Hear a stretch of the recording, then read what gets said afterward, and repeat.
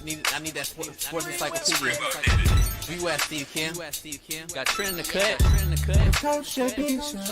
What are you? He's the best. Yeah. He's a master motivator. I'm a master motivator. I ain't no regular ass motivator. I'm a fucking master. Coaches tried to make practice so hard that the game was less intrusive. Like they coached you that way. Like people think, well, they were just yelling. No, they were trying to put you under stress and put you in under duress so that when you got in the game, you could mentally handle adversity. If you go through JUCO and you make it out of JUCO, you can make it anywhere. I respect the hell out of you to see that you're doing what you're doing and still doing what you're doing for real, the way you do it, man. From day one, you had the same enthusiasm. You keep the same enthusiasm, and it's fucking contagious. In my opinion, I think Shedeur Sanders is the best deep ball in college football. I don't think Can you just say something nice about Shedeur Sanders? I love talking ball. It's nice to connect with guys that are like-minded and just are real and genuine. And I'll proudly stand up next to you all. God bless America. You said belt to ass, T-Red. You got the belt around you. Coach JB Show.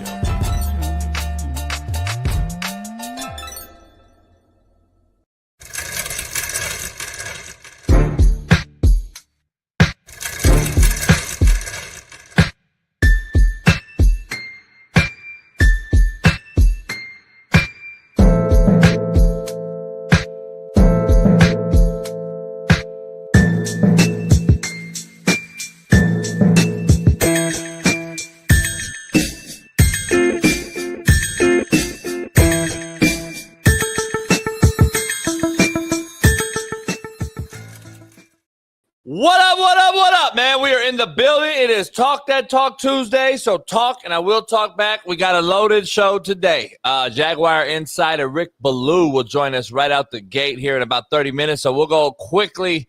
I'll get Smitty in here, and we'll get going on our thumbnail before the legendary Jim Lampley, boxing legend, and Steve Kim joins us. So 3 big guests. Can't wait to have them on, and appreciate all of them. And the legend Jim Lampley himself joins the show. Should be a great one. Head on over to BetUS today and get your bets in. Use our promo code CoachJB because the T-Wolves are back in business tonight. Anthony Edwards, prop bets, over-unders. You can do it all. I'm taking the T-Wolves +7 right now. I'm already telling you on BetUS, the odds +7 right now. So head on over to BetUS today. Use the promo code CoachJB. Get you 10% off right now on your bet. Let's dive right into it, man. Ryan Clark once again proves why we are so divided in America. Not only is this two-folded racial hatred, it is also a former NFL player turned sports talking head who hides behind ESPN for protection. Make no mistake about it. He bashed RG3's white wife last night, makes a point about it, and then goes on to say he was the worst teammate he ever had, not only at ESPN, but on his roster in the NFL. Ryan, I got to address you real quick to talk about a man's wife, which is off limits, homie, as I would think you know. You say you from the bottom, you from the hood. You and I have had a couple conversations where you said that to me, and then you go at a man's wife. If you're from the hood and you really respect it, you don't go at someone's wife, regardless of whatever color they are, because you know how many homies you know that married white girls. Stop fucking playing, homie. If I was RG3, there would be no apology needed. It would actually be on site. That's what it would be if I'm RG3. Now, secondly, the fact that Ryan says RG3 knows nothing about how black women feel is such a lazy and ignorant take. And that's coming from a white man myself. When RG3 literally, if I'm not mistaken, has black daughters, has a black sister, and a black mother. So make it make sense. This is why I know Ryan Clark needs to get off TV, because he is just spewing stupid shit day after day after day without really thinking. And ESPN's letting him run his mouth without any filter whatsoever. And I thought himself, his colleagues at ESPN said, don't mix politics with sports. Well, the last time I checked, this is strictly politics, And now you're into this whole racial divide that the country's already struggling with. So I'm confused as to what ESPN and Disney is pushing today with this fucking clown. I really am. And I looked at that video and I saw Fred Taylor's face drop. Fred Taylor don't want to be there. But the money's probably good, so I assume that's what's keeping him. But I'm going to tell you right now, when he asked that and said that statement yesterday about RG3's wife, Fred Taylor looked at him like, what are we doing? RG3 is also not in the clear in this entire beef. He also says shit that is protected versus both white and black communities due to the fact that he's married to a white woman. This shit is all a joke. No more pick up the phone, man to man, talk it out, or meet up and just chunk them, homie. Go out and meet and scrap if you're also Billy Badass. This shit on social media is crazy. It's cowardly, and I'm just so fucking confused with it when two brothers are sitting up here bitching and moaning at each other and how much hate they have. Ryan Clark has this race baiting ploy down packed. Let me tell you, though. If it isn't with Marcellus Wiley, it's with RG3 or someone else. But it's always the same old shit. Race, race, race, race. He advocated for Anthony Lynn, a black coach, a good friend of mine, to be fired as the Chargers coach years ago. But then he goes back on ESPN and says, we have a black head coaching problem in the NFL. Make it make sense. He's so stuck on race that he says shit against his own. This guy is dangerous on the mic and should not have one. I'm going to be real with you. Now, do I want him fired? No. I don't do that bitch shit. Cancel culture vulture shit. It's cowardly. It's pussy. And just because he says dumb shit doesn't mean I want to see people fired. It would make for an even worse place to live if we can get everyone we don't like their opinions fired on. I know firsthand, trust me, after being so-called canceled by pussification of America, hopefully we are past that stage of this societal dark cloud that has hovered us all. People are advocating that he is fired today on ESPN. Now, listen, this is his First Amendment right. The last time I checked, dog, he has the right to speak and speak freely, does he not? I would say he should have been fired because of his division that he spits out of his mouth about other black folks, thinking that he is being a black pride advocate when in reality he is dividing more than collaborating. He is why ESPN's ratings are down, why Disney hires who they hire, and why not just anyone. This is why not anybody should just be on national TV, allowed to just say anything. I'll leave you with this. If a white ESPN employee said Ryan Clark was heated about Angel Reese's foul, and the reason for that is because he has a black wife, you, myself, and everyone out here knows he would be fired on the spot. Why is this any different? That's the question I have. This is the problem and why we are so divided. The privilege and double-edged sword of this whole thing, one can say it, one cannot, is the problem. But what do I know? Let's dive right into it, man. We got a quick intro, quick morning here as we have a guest right out the gate. But got to get Smitty on here. Our main Far East Sider, 317, LeBron Hairline Heaven, Lamar Jackson Lovin', and AR5 Defending. Big Smitty joins us. Tap in. What's going on? What's going on? I didn't see you earlier, so I didn't know if he was here. I didn't know if he was here or not. Wow. Appreciate you. What up? Why would I not be here? We have a show.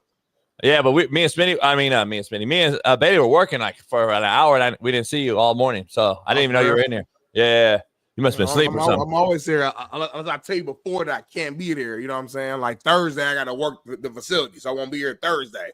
But like days like today, I'll be here. So who's in my driveway, homie? You said what? Who's in my driveway this early? I got cameras and shit. You all right? Make good for good content. I mean, if something do crack off though, because you know that thing I'm just saying it might be live. So anyway, if you go outside, just carry your laptop. Yeah, I gotta do the phone and I gotta get content. Yeah. That's crazy. That's what we do now though. That's what the world is now. You can see an old lady. You can see an old lady just getting her fucking teeth knocked in, but you gotta film it though. You gotta film it. Yeah. You can help though, but you gotta find a way but they don't help. They don't help though. But I'm saying you can help. You gotta just do both. You gotta film it and help. It's crazy world we're in, dog. Crazy world we're in. Anyway, you heard my lead in. It's crazy world right now, Smitty. I'm gonna be honest with you that these two brothers have to go at it over whatever. I don't get it. Obvious that they haven't liked each other even prior to this. You can just see that and feel that energy, and they probably were not cool when they were co-workers. So I think to me it seems like Ryan Clark saw a way to go at somebody who he already did not like, and then went full blown attack. So let me start here real quick. So, hey, before you say that, sorry, not to cut you off. You know the fact that he did that to an ex-employee is crazy because I go on a major show called Unpaved.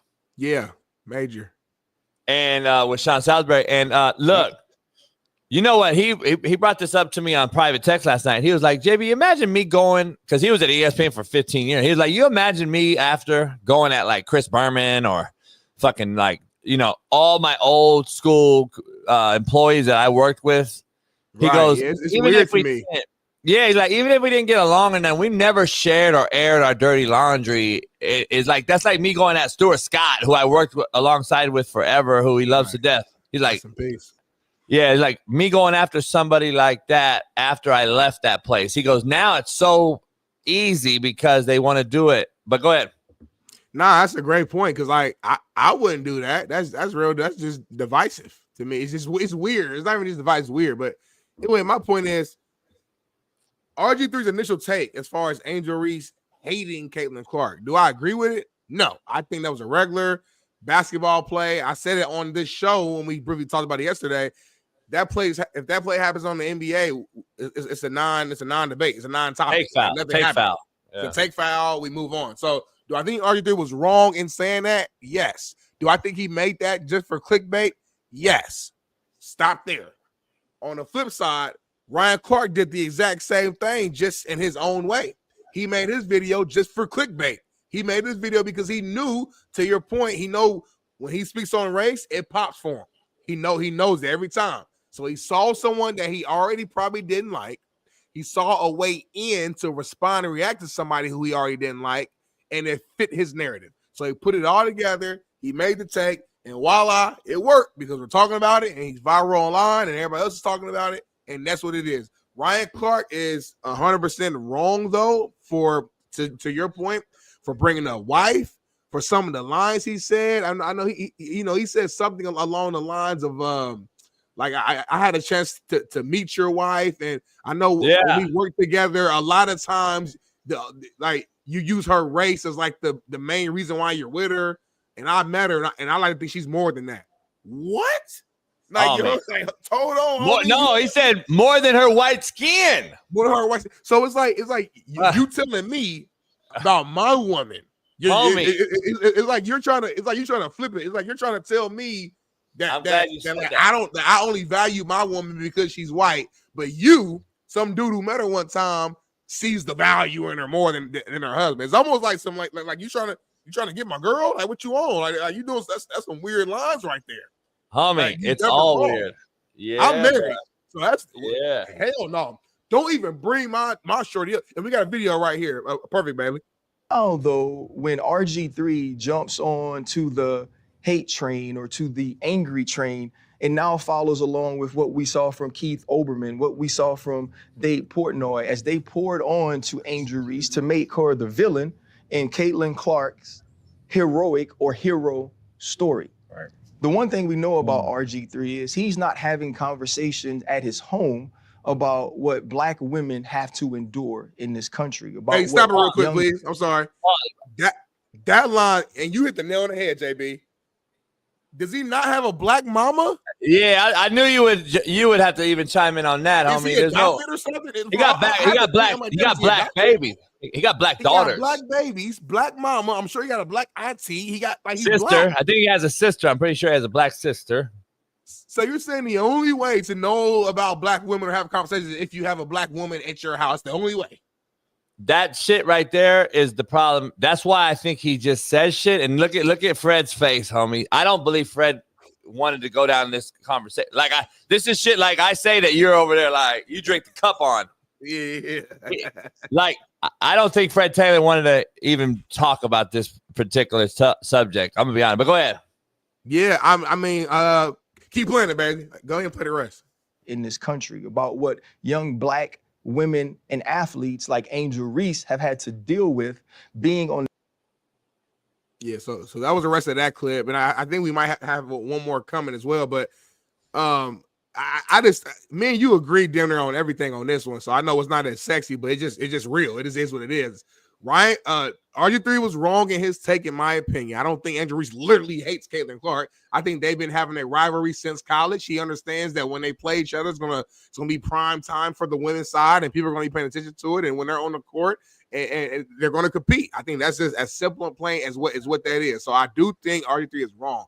But Ryan Clark went way too far.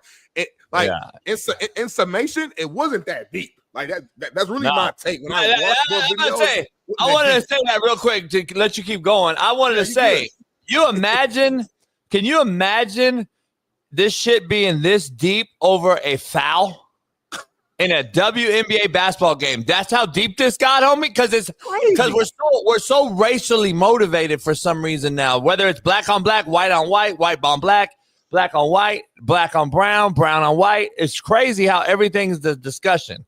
Like race is the discussion. Yeah. The sport went out the window on this deal. Like two girls who got drafted together, who played each other in college and had a rivalry, never was discussed. Never was discussed. I'm confused as to how this thing turned into this discussion over a common foul. And I'm gonna be honest, I'm worried that this is gonna make some of these talking heads look so bad in the years to come for one reason. Angel Reese is on her way to being the Draymond Green of the WNBA. A non-scorer, a physical like bully, let's say a bully player, because I saw this clip of hers in her first year already, and then already this year, where she just grabs motherfuckers and throws them to the ground. She's clotheslining motherfuckers. She's really not trying to play with a skill set. She's more playing with a, like, this is who I am. I'm setting this foundation as like I'm afraid she's headed down the Rodman, Draymond Green path, not really trying to be her own player.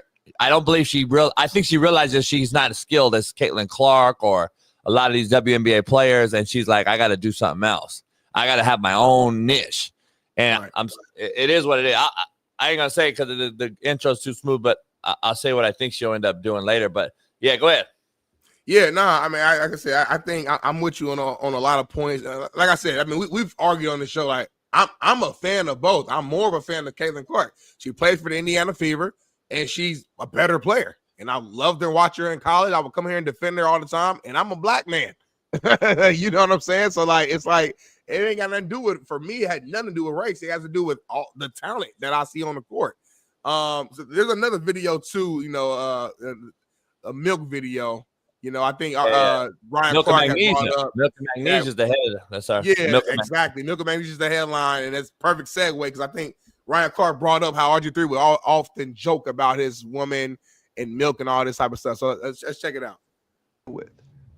When I worked with RG3, he would make all of these sort of corny jokes about milk and how much he loved it and how important it was. And he always points out on social media the color of his wife's skin, as if the color of her skin is what makes her special, as if the color of her skin is what makes her a good wife. I've met the lady. I've had a conversation with her. Right. Let me pause it. No, it was done. Go ahead. Yeah. Okay. I find it hard pressed that RG3 is walking around saying that with a black mama, black kids, black. Now he could like white girls. I mean, we know a million brothers that love white girls. I know a lot of white girls, but I don't believe he's going to disrespect his own mama's skin and color or race. No, it's not that. So to not to defend, but to add a little more clarity to it. I do recall RG3 being on air and doing social media videos, often joking or like almost like trying to like, it's his way of clapping back at fans for probably trolling him or making comments about him having a white wife. He would like flip it in a way to always like brag about the fact that she is white. But the way I took it, did I think it was corny? Yeah, I thought it was just corny because I do think RG3 is corny, but not corny in a way of like on some like racial shit. That's just who he like. He's just a corny dude in my opinion. Like this is how his jokes are not that funny to me. You know what I'm saying? Right. Yeah, I'm not exactly. saying corny on some like, yeah. He's some, he hate black people. He whitewash. I don't care about that. That's his energy. So I know what Ryan Clark is saying on that front, but again, he continued to go into as if he values his woman because she's white. No, I don't think that's not what he was doing. He's not valuing his wife just because she's white. He's trying to flip the script and say that, yeah, I know I get backlash as a black man, a dark-skinned black man, for being with a white woman. So instead of arguing with y'all all day, I'm a showcase her more, because at the end of the day, it's my wife, and I'm gonna be with whoever I love, and that's what I'm gonna do. And that's the reason to me why he would often bring it up. Now, I'm not saying he should have did it, but that's to me the intentions behind it. The intentions weren't, oh, I got a white woman, I'm better than you. I never really saw that at all.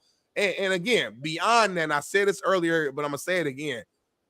It is not your right, Ryan Clark, to go in here and tell me what you think or how you think I value my wife, who I have kids with, I've been together, and don't try to tell me about my woman. You don't know my woman. Like I said, it's on site, homie. RG3 was way too nice in his response. I'm gonna be real with you. Way too friendly. That's what I was saying. The same shit. Like, nah, no apology needed. I've seen all these different media outlets talking about, Ryan Clark owes him apology, blah blah blah. I would have been like, nah. Yeah. That's why I say don't say sorry, homie. That's how you really felt. That's why you said it. Like, if I didn't really feel, ain't no apology for this. Ryan Clark took the time, produced the segment. It's pre-recorded. He didn't edit it out. Like, he wanted this out. This is different. And I love sisters, but RG3 girl's killing Ryan Clark's girl. I ain't even seen Ryan Clark girl, but again, I'm not talking about nobody's wife. Yeah, that's the problem though. Like, you already stepped over that. He stepped over that already. It's a wrap. Like, how many cats did we? Come on, Ryan Clark, homie. You played in the NFL. 90% of your roster is married to white girls. Keep it funky. Like, this motherfucker act like that's like a first. Like, oh shit, he married to a white girl. I bet you this motherfucker don't go up to Walter Jones. He married to a white girl. I bet you don't tell Walter Jones shit. Walter Jones will swallow that motherfucker. Like, that's the problem. How many brothers we know that are married to white girls that he ain't talking about? Like, that's the crazy part. Like, he's just, I don't know, what's the youngsters say, crashing out or whatever, like they say to me every day. This motherfucker crashing out, Smitty. I don't know why or what. Maybe this is him trying to get out of ESPN and blow the pivot up. I don't know. There's got to be something. Nah, because he don't need the guy. I know he need it. I know he need pivot up. Pivot already. I know he need it, but dog, something's weird because just Smitty, be real. If I was on ESPN and said that shit about Ryan Clark, I'd be fired on the spot. If I would have said the reason Ryan Clark's wife, the thing that protects him, he didn't say it on ESPN though. He said on his own platform, and you can't. In today's space, it's different. Like, for example, Stephen. But I'm saying, remember back in the day, Paul Pierce did some shit off camera, and he got. You see what I'm saying? ESPN. No, for sure. So like this not the first time. Like, you know what I'm saying? That don't really protect him when other cats do their own thing. Like Matt Barnes was doing his own shit and got let go. Like, I don't know. I don't know. It's interesting. I think that choice is a little different, but I still understand what you're saying. Yeah, those choices are a little different. I think these are like, hey, you got your own podcast. You can talk about what you want to talk about. You know, it's like the college coach that's like, the Belichicks and these other folks that are dating outside of their contract. Right. It's still a morale. There's still a morale clause involved. There is still a kind of like a, we know that detrimental to our program, what you do off the premises can affect our organization. There still has to be that in literature somehow. So I don't know, but we got a special guest joining us right out the gate. We'll get back to this a little later. Yeah, we'll get back to this because it'll be a topic all day, all week, I'm sure, which is unfortunate. But we got a Jacksonville Jaguars flagship, a Florida State alum. And the host and the analyst at 1010 XL and 92.5 FM. Our main man, Rick Belaloo, joins the show. Rick. How you doing, Rick? Can you hear us? Guys, how are you? How's it going? Great. Could you slide over by chance? You're off camera right now, Rick. There you go, brother. Got any better? Perfect. Here we go. Hey, how's it going, brother? How you doing? You hear me? I'm doing good. Things are good here in Jacksonville.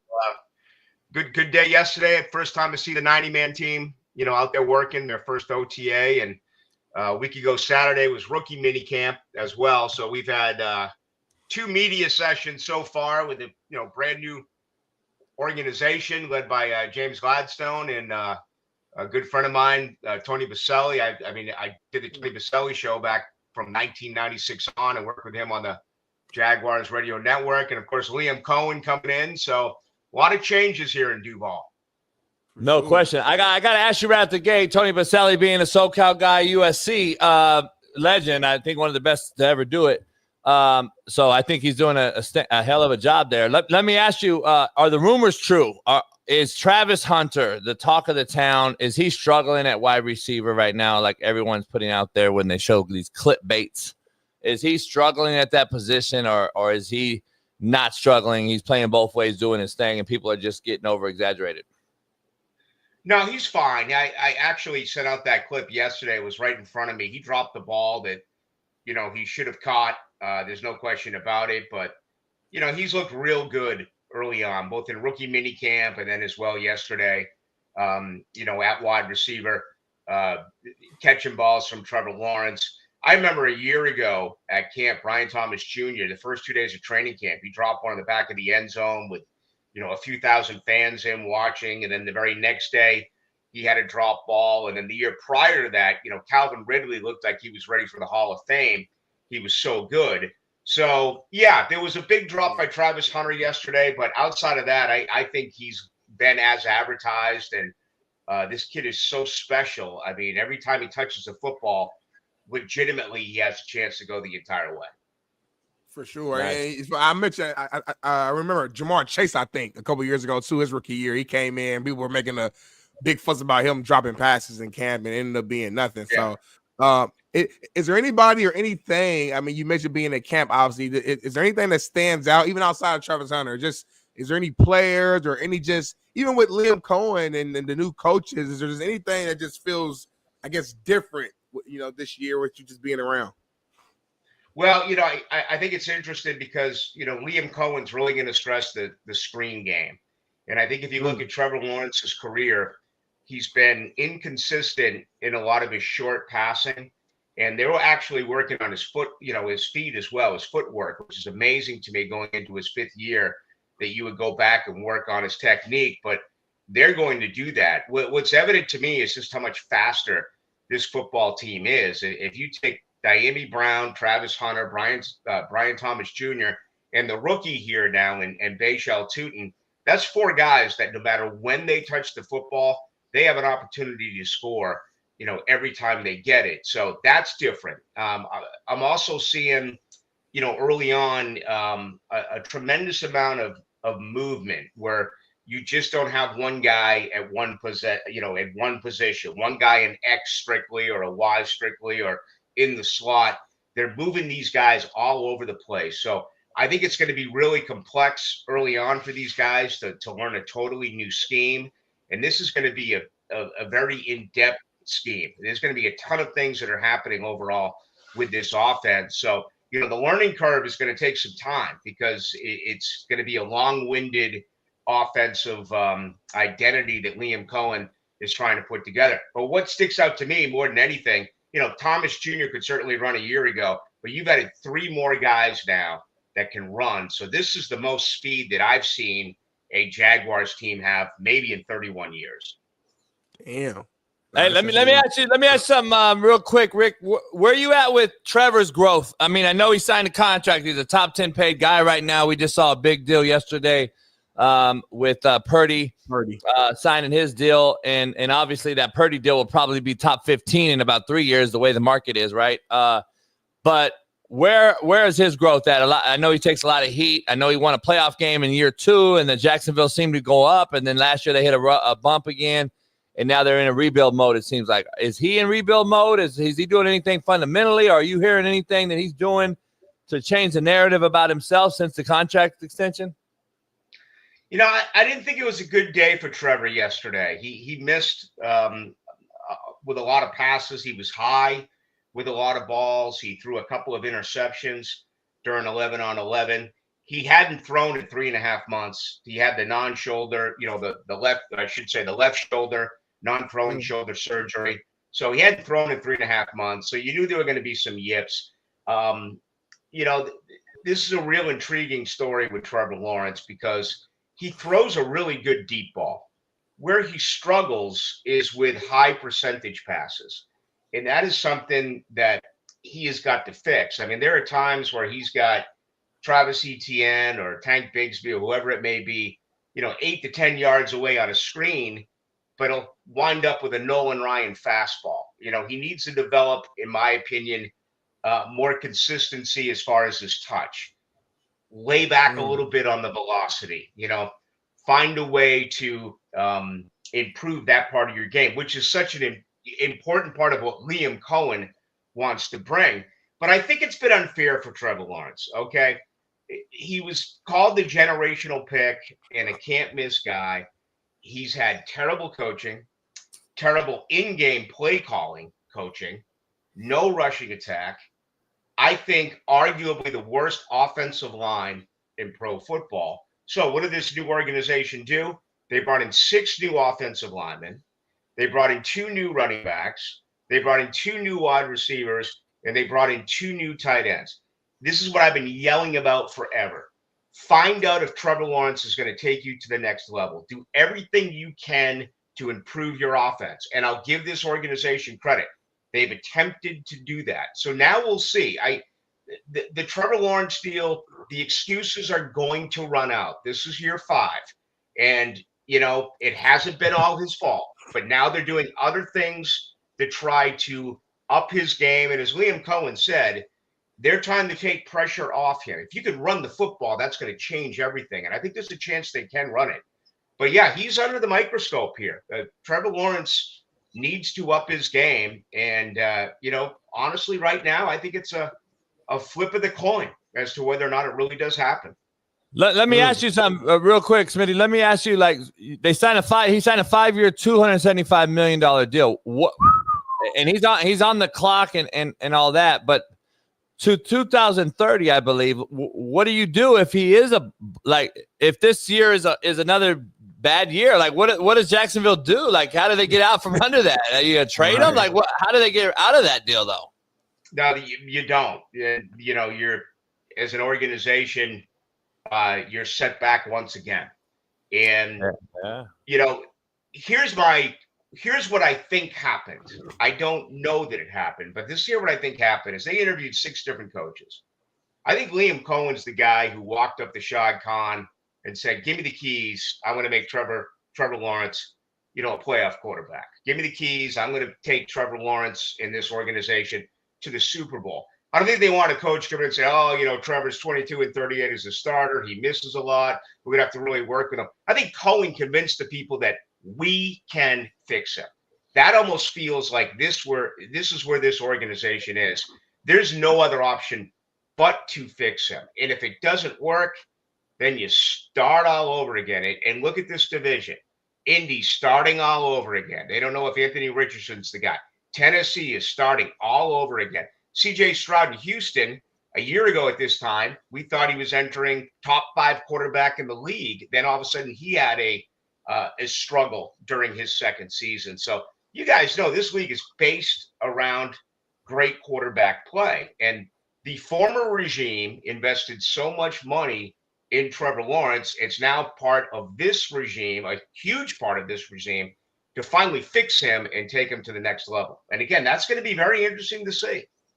Yeah, that's Smitty. Smitty and I argue. That's why I say the NFL needs to do something. They either have to give the quarterback position its own cap, or B, stop paying him this much, because none of them are worth this much money. Shit. But go ahead, Smitty. Yeah. Yeah. And I was one of the few in town, really the only one in town, that didn't like giving him the money when they gave him the money. And, you know, the answer was, well, you know, pay him now. So at the end of the deal, it'll look like a bargain. And it will. I mean, you just mentioned the Purdy contract. It will if he gets to that next level. But, that's the main question here. With everything about Travis Hunter and everything about this football team, it still comes down to whether or not Trevor Lawrence can get to where he is supposed to be. And I guess from your perspective, what would need to happen this year in order to prove them right or show that is it win a playoff game or bust basically if you're in Jacksonville? Is that like the bar? Is it you got to make to an AFC championship game? Is it just win the division? What's the expectation that you feel like this season? Well, there's so much that goes into it. The defense did them no favors. They were worse than the NFL. They only had 8 takeaways. I mean, 8 takeaways in 17 games. You didn't have a guy with more than 1 interception on the team. They were worse in pass defense. They were second worst in sacks.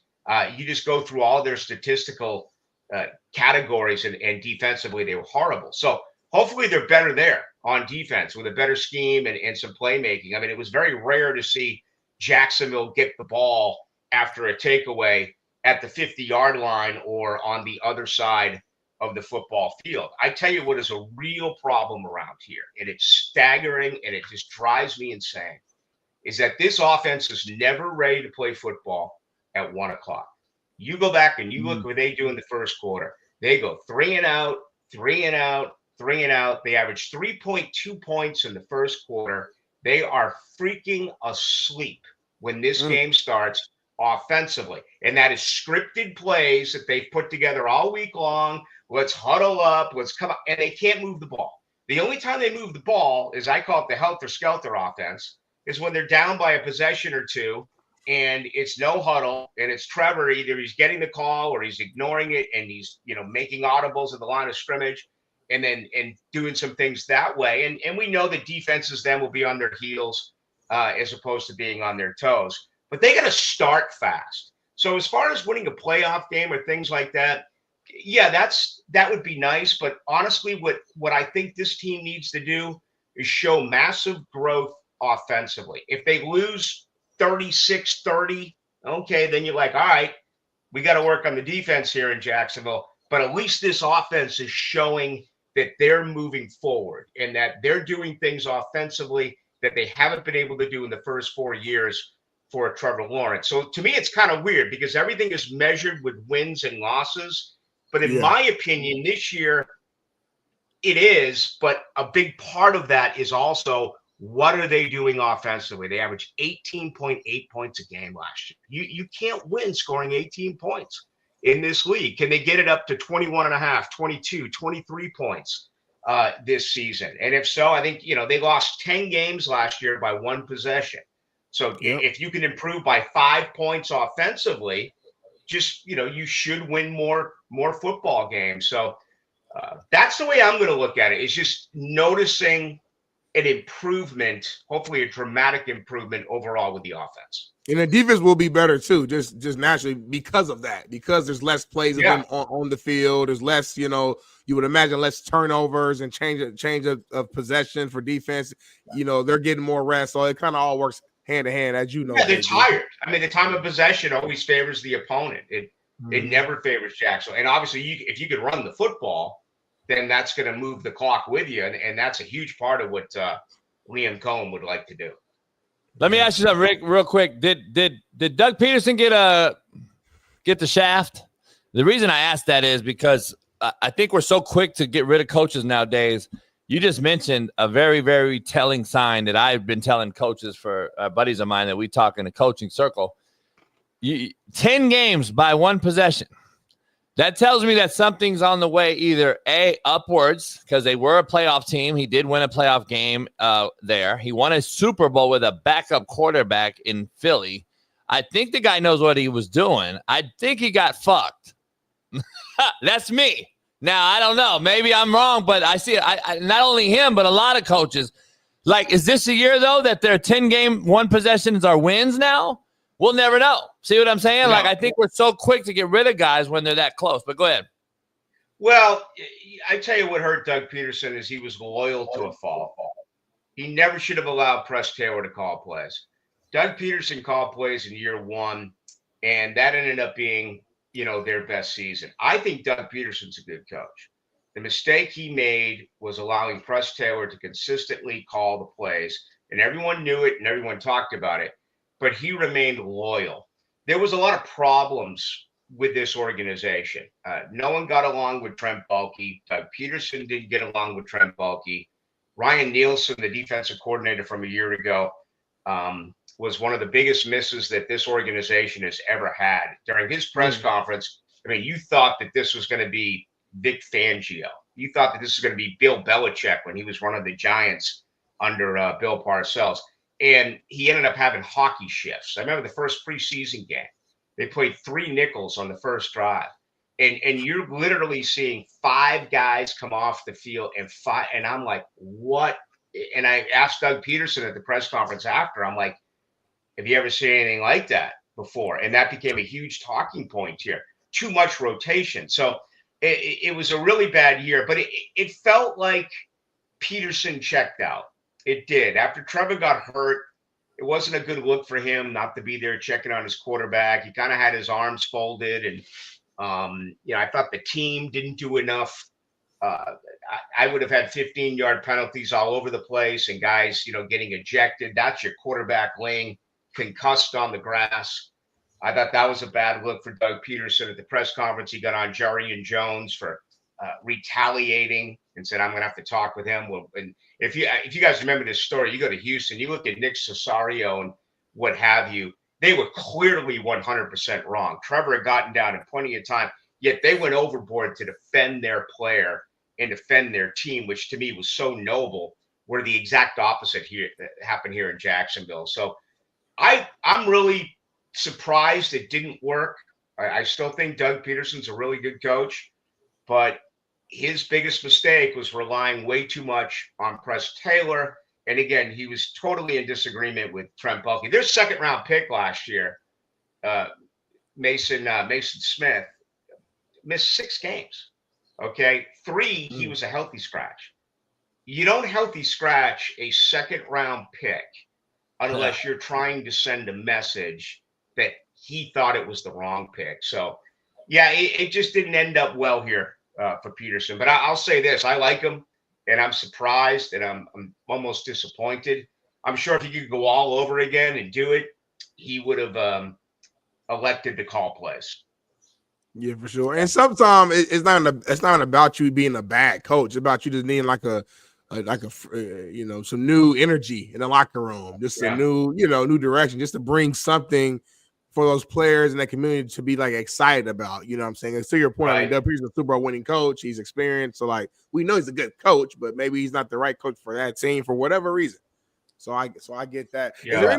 Is there any team, I guess, right now as you look at the AFC South leading into the season, are the Texans, you feel like just the kings of the AFC South, or is there really any team that's you feel like is at the top right now?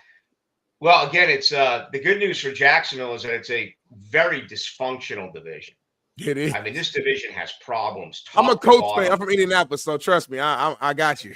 I mean, all 4 teams, and so I think it's very winnable for Jacksonville. Yeah. The betting public right now says it's Houston. Okay, that they're the perennial playoff team, and they've won playoff games, and but still, I wonder about Stroud a little bit and some of the changes that Houston has made. I think that they will be the favorite to win it, but this schedule this year for Jacksonville actually turns out to be a positive for them. Their last 7 games, they only faced 1 team who had a winning record a year ago. So, the problem for this organization, like last year, as I said, they couldn't do anything offensively. Jacksonville started the year 0-4.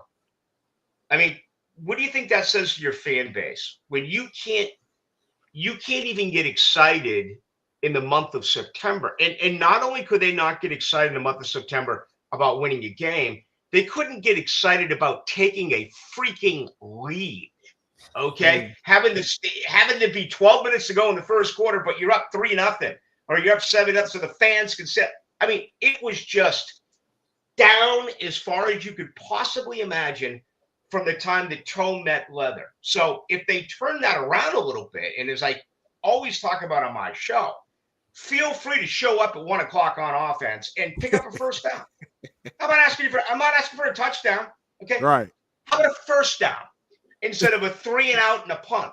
So if they can do things like that, this schedule is a better schedule for Jacksonville than it certainly is for Houston. And I think there's a chance that they can win the AFC South. I do believe that. And let me ask you something. Last thing I got for you, Rick. I appreciate you hopping on here. Let me ask you something.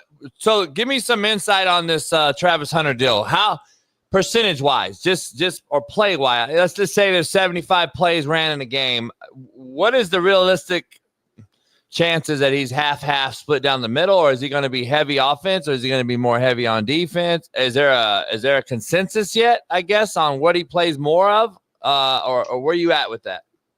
No, he's going to be offense. We've yet to see him on defense. We haven't seen him take 1 rep yet on defense. He's going to be offense first, and they say 75-25, 75% offense, 25% defense. This, to me, is going to be incredible to watch. I can't see it because he doesn't have the body. He doesn't have the body for it. I mean, I watched him at Colorado on TV. I saw him when he got here at the press conference. Then I saw him a week ago Saturday, standing out next to him on the field. He's got some of the skinniest legs I have ever seen. He's listed at 185. My guess is maybe 175, if that. And the heat here is brutal. It was 95 yesterday out off the St. Johns River, and it's May. Can you imagine what it's going to be like in June? And then when training camp starts in late July, it's going to be so hard for him to keep weight on. But he's such a clever kid, such a good kid. I asked him last Saturday about that. How hard is it going to be to keep the weight on? And I said, and what is your ideal playing weight? And he looks right at me and goes, my ideal playing weight is whatever the coach wants it to be. And I'm like, damn, that kid's got it. He's a 4.0 student.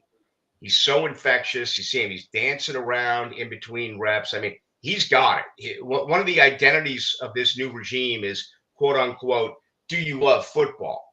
Travis Hunter loves football. Dave Campo, former coach of the Cowboys, works with us at the radio station. I've had a long conversation with him about it because he had Deion Sanders, and I went to school with Deion, and I remember Deion going to Bob, let me play offense. And Bob's like, no, you're playing defense. I'll let you return punts, but you're not playing offense.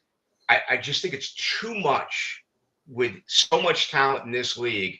The guy's going to get really nicked up. And Dave Campo told me that you get, in his opinion, from his years of being a coach, that it's a lot easier to get hurt as a defensive back than it is as a wide receiver. So he thinks his ability to keep playing is going to happen much more on the offensive side of the football than the defense. I hope they can find a way to put some weight on him, but that's the biggest concern that I have. His lower body, there is such an opportunity for him to add weight. I was really surprised at how small his legs were and still are.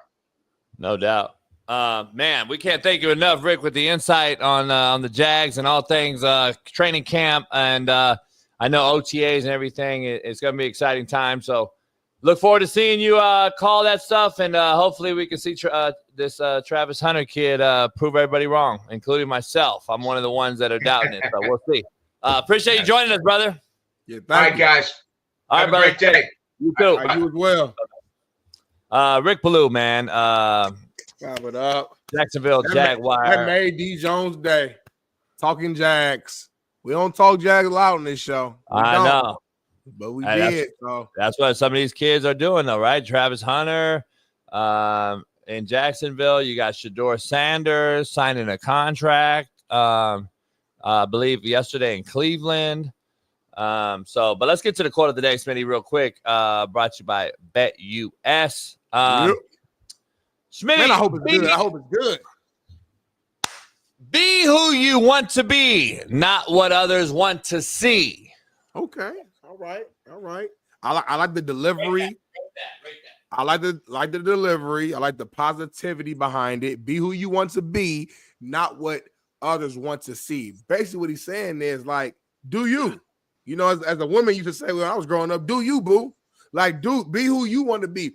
Whatever that feeling is that's in your chest right now, that's on your heart, whatever that thing is that keeps popping up on your mind daily, giving you signs that, hey, this is what I should be doing.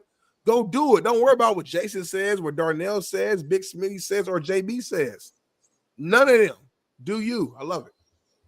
I'm not gonna rank it though. You should rank it. Contrary to belief, brought to you by BetUS. Smitty, never plan a future with people who have no future. That's kind of macro right there. What you just did. Yeah, you don't get it. That's macro. Like your circle is important. Who you with is important. And that's why they always say, like, don't tell everybody your plans. Because some people ain't gonna even understand you, and they're not even in the same level as you. They're gonna try to pull you back because of their own a lack of confidence in themselves. I like that one. That's why it's top 75. I don't got time to no. That's why I just stay solo. I don't want to. I go through too many. You know, I don't want to go through so many broads that you have a future. You have a future. Nah, I'm just gonna go with none of them have a future. And breaking news though, JB. We just hit 64,000 subscribers just now on YouTube. Clap it up for all the fans. Really nice. Whoever just subscribed just now, you were the 64,000 person. Come on down here. The price is right. We're going to go ahead and give you your prize. This is amazing, and we appreciate y'all, man. But the job ain't done. We ain't done nothing yet. Done. Job ain't finished. Job finished? Job ain't finished. Job ain't finished. Jason Tatum getting heat right now. Apparently, that's the story post. He copied everybody. He copied Kobe, Drake, KG, everybody. It happened right after, boom, boom, boom, boom. I was like, damn, it's crazy. Leave Tatum alone, man. He'll go hard. He'll go hard. Anyway, poll question, Smitty, real quick. Is right after we just had an insider on. I got to ask you right out the gate, make it real quick. Can Travis Hunter succeed as a wide receiver in the NFL is the poll question. The reason I say as a receiver is because of what I asked Rick. I wanted to know specifically because rumors I've heard are that he's struggling in the route tree area, not ball skill. We know he's a phenomenal hand-eye coordination. I think he's unbelievable. I think I've heard it's the routes and understanding where to sit down, where to come back, how to get in and out of it. And then you compare that to other guys that are in the league they've been showing, and it seems like he's maybe struggling a little bit in the route area. I'm wondering if that's his true. Rick just said he ain't played it down a corner. So I'm a little surprised about that, but go ahead. I also saw something the other day. Travis was asked about the difficulty of learning both. He said defense was pretty self-explanatory. He said it's the offense that's it's gonna take a little time. So also I think to that point, and him saying that is I need to spend more time on the offense because defense at the end of the day, go out there, cover 2, cover 3, palms coverage, man. A lot of that's gonna be the same old, but these routes and these different route tree and things like that are things that I may not be fully used to here at this level. So I gotta spend more time on that side. But to answer your question, yes. I think he can succeed at wide out. Yes, I think he can succeed at DB. I think he's going to be successful in the NFL. So whatever. Let me get your. I got to ask you a question before I say anything. I don't want to speak ahead. You said you heard that, or that's your analysis on what you think Travis Hunter's doing?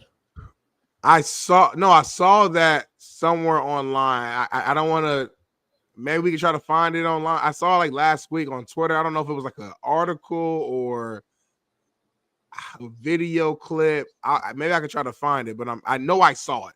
I know I saw that somewhere. Yeah, I would totally disagree. That's absolutely totally opposite. It's so much harder to learn corner and all the concepts that defensive coordinators are going to run. It's not just cover 2, cover 3. This ain't fucking high school, homie. I got the flat. Like, there's so much more. I would argue that you got to learn defense first if you're going to play corner in the NFL, and then go over and catch a fucking slam screen. That's way simpler. I think it should be absolutely reversed on what you just said. It's easy to throw in there and say run a fucking 6-yard hitch versus that. This is why I'm stuck on what I'm stuck on, homie. It's not going to be as easy as everyone out here like D. Jones thinks. I'll just go out there and run a fucking post, take the top off. You guys act like it's fucking Pop Warner. Do you know how many fucking routes are in that post? There's quarter break off. There's fucking 2 trap. I'm going to run now instead of a post. I'm going to cut it to a dig versus quarters. Guess what I do if it's a post and it's 1 high? Guess what we're going to do? We're going to break it to a post curl. He's got to learn all that plus go over on defense and learn 2-man in my zone. What does that mean, coach? Well, it's covered 2, but if there's no man in my zone, I turn it into man. But if there's somebody in the flat, guess what? I pass him on, and then I can take the flat. We'll rally to the flat. We'll give up 5 yards. Like, these motherfuckers are really sitting here thinking that this cover 2, cover 3 in quarters, and he's fine. This is why everybody should just shut the fuck up when it comes to football. Go bet your DraftKings. And go shut the fuck up, D. Jones, and everybody out there who knows so much football, because you know fucking absolutely nothing. And it's embarrassing listening and watching you type. You literally are fucking an embarrassment, homie. And I'm being honest with you guys. I'm not even trying to be, I'm just being honestly, brutally honest with you. You don't know anything. And just stop. Go bet. Go watch fucking Ryan Clark. Call out games. And just sit there and chill with your white girls, homie. Let's just be funky with it. You don't know a fucking thing when it comes to football. But go ahead, Darnell, yes? Bailey found the video clip that I was alluding to. Check it out. Bet. Already get integrated to the defense. I've been doing offense and defense. The last past 2 days, I just came out here and did offense. Just get a lot of different type of calls, but other than that, the defense is pretty easy. Just got to get used to the offense. What about the offense? What makes that a challenge a little bit? Just longer calls and, concepts are different. So you just got to, I saw there were a few times over there where if you didn't get it right how you wanted it, you would go right back to the front of the line. Just why was it so important for you to get that? Organization expected a lot out of me. Expect me to come out here and play right away. So I'm going to do whatever it takes for me to get out there and play right away. Yeah, so I think that's what I saw somewhere online. Let's be clear. That's him saying that. I just want to be clear. When I hear from the coach that it's easier to go over on offense, I'll realize. But that's not. That's what he's saying. Again, to my point, I couldn't remember if he said it. If it was an article. I just remember just hearing it somewhere. That's why I asked. That's why I asked you. That's why. Only reason I said I think it's literally opposite of what he's saying. I think it's way harder to learn on defense for him because there's going to be 1,000 calls. But that's his opinion, though. Right. I can't right now, though, I can see why. No. That's why maybe defense just come easy for him for you know what I'm saying. Like his brain works that way. It might. You know He's smart, like, smart kid, fucking studious, cerebral. It might, but. Also, he hasn't even opened the defensive playbook, and I'm not saying literally. He might. I'm sure he has opened up the actual playbook. But the truth of the matter is, opening the playbook. When I'm talking about as a coach, he ain't showed them all the Well, here's the thing though. Verse 3x1. What's your check? Right. Verse 3x1 nub. What's your check? Versus dead side tight end. You're the dead side corner. What's your check? Tight end expands and moves out to wide out. If they move 2x2 from 3x1, what happens? How do we rotate? How do we shift? I mean, there's so much to it that it's comical listening to the chat talk about acting like they know what this shit really is. Like verse 3x1, who's got the fucking point? Like who's pressing the point? Are we pressing the point? Are we trapping the point? What are we doing? Like I never knew cover. That's why I told you to teach me coverage the last 2 years. You ain't taught me shit. I did. You actually learned through osmosis watching me and Noel. But anyway, you actually speak very well about it on the board. You actually do a great job on the board. No, I mean I know some basic stuff, but again, you know how it is. Like see a little, see a lot. I was a 3 technique. I knew about my whole D line, D ends, 3. I knew what linebackers did to an extent because obviously we can't be in the same gap. Boom, boom. But when it came to coverage, I didn't even think about them. because I think I had shit to do with me at that time. So that's what I'm trying to, dive into it. But Liam Cohen actually spoke about Travis Hunter right here, so let's check it out. Handling all the information, taking it from classroom to field. Yeah, I mean, I think so far so good. I mean, he had a couple missed assignments today that, he knew right away. He came off the grass and took accountability for him. The one thing you notice is a guy that hasn't played a ton of football or, been out conditioning maybe for the last 2 months because he was on a little bit of a tour. The guy can run forever. I mean, he just kind of goes, runs a route, runs back, runs. I mean, you could tell he's in football shape, and he was, he's done a nice job. Edgar Barrett, the coaches, Ron Miles, those guys have done a great job of meeting with him when they've had time to do so, and Travis has worked hard at getting this stuff right. Coaches talk. I mean, of course he's gonna say that anyway. I don't think he's lying. I'm just saying, what else is he gonna say? So we'll see. It's gonna be a full season conversation that we're gonna have probably every single week the Jags play. We're gonna evaluate what he did, what he didn't do, and it's either gonna be JB on here yelling, see, I told you what he was gonna be, or it's gonna be me on here. I told you he was gonna ball out. It's gonna be every week. I'm actually rooting for the kid like a motherfucker. I just don't see him, and that's why I brought up his body type, his body weight. I brought up all that over the last months, but what do I know? And I brought up the rigor of it. I just don't see. I would wish he just got good first at something. Whether it's wideout or DB, I don't really care. I want to see him succeed. I don't want to see us put this stress on him and say, "Oh, you gotta be a Pro Bowl corner and a wideout year one." That's setting these cats up for failure. I've been saying that for months and months and months, but I'm the hater. This shit is crazy. What's that? Well, hold up. Emmit Smith considering return to Dallas for coaching position. Is this true, JB? This is a great question by Leah. It's one of the best questions I've seen in a while. What are your thoughts? Do you have any insights on that? Wait, it's a great what? Why is it such a great question? I'm confused. Because that's something that we didn't even have on the rundown, something that I don't think we even fully even prepped for. We know Emmit Smith is a legend. As far as record-wise, the most rushing yards of all time. Some people will call him the GOAT at the position. For her to ask that about the biggest team in the market, Dallas Cowboys, and to bring that here to our show, I think is value add. And you as a coach, you should know that. She addressed me, so. Yeah, go ahead and answer. Exactly. And she likes my red colors better than yours. But anyway. You got on black today, so you're not dressing up to par. Thanks, Leah, for that question. We appreciate you. I appreciate you. You got mad as fuck because she liked my red. But anyway, I've actually heard through the grapevine that he would like to coach for the Cowboys, contrary to belief. He also thought about coaching at Florida and some other things. So he said in recent news, if presented a possibility of going to coach for his Cowboys, he would definitely entertain it. So that's recent right here. So we'll see. We'll see, Smitty. Lee, I'm very closely connected to another Cowboys legend, Hall of Famer. So maybe I'll talk to Michael Irvin when I get a chance and try to get some insight. And I'll let you know maybe later on this week. I don't know. He won't be in studio, but maybe I'll send him a text and try to find out. So. You got real insight right there. Shit. I'll let you know, Leah. You got real insight. Leah, I'll let you know, Leah, when I find out. I'll talk to some people. I'll just tell you directly, Leah, instead of bringing on the show. I'll hit you. But anyway, let's do a quick 5-minute break, and then we're gonna come back and we got shit. I think we got Steve Kim, we got Lampley coming on. We got a lot going on today. It's gonna be one of them fast shows, so get ready. Hey, by the way, let me ask something. TBE Trucking and Stilly the Boss. I think there was one person, one talking head out there that was right with his prediction on where Shedeur Sanders got drafted. That would be me. So guess what? When you're right and you hurt your bitch ass feelings, you turn into a hater. But if I would have fucking just glazed Shedeur Sanders' nutsack and I was wrong, it would have been okay. Is that true?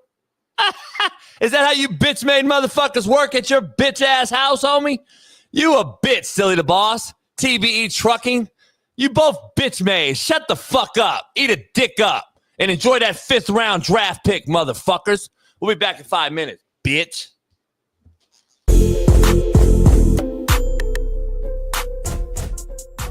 Hey, well, fuck it. I'll go home tonight. I'll drink my yak and smoke my stick, and I'll get it back cracking.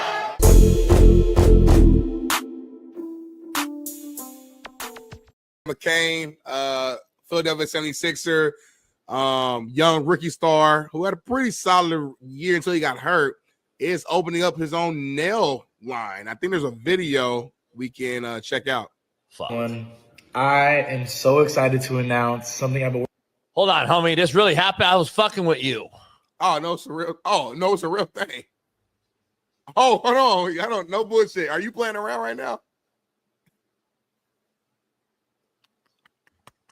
Are you playing with me? No, either you doing good TV and you got me food, or you really didn't know. Hold on, homie. No. You bullshit. Hold on. You're bullshitting me, homie. Listen to the video. Time out. No, I'm tell you why I'm not lying.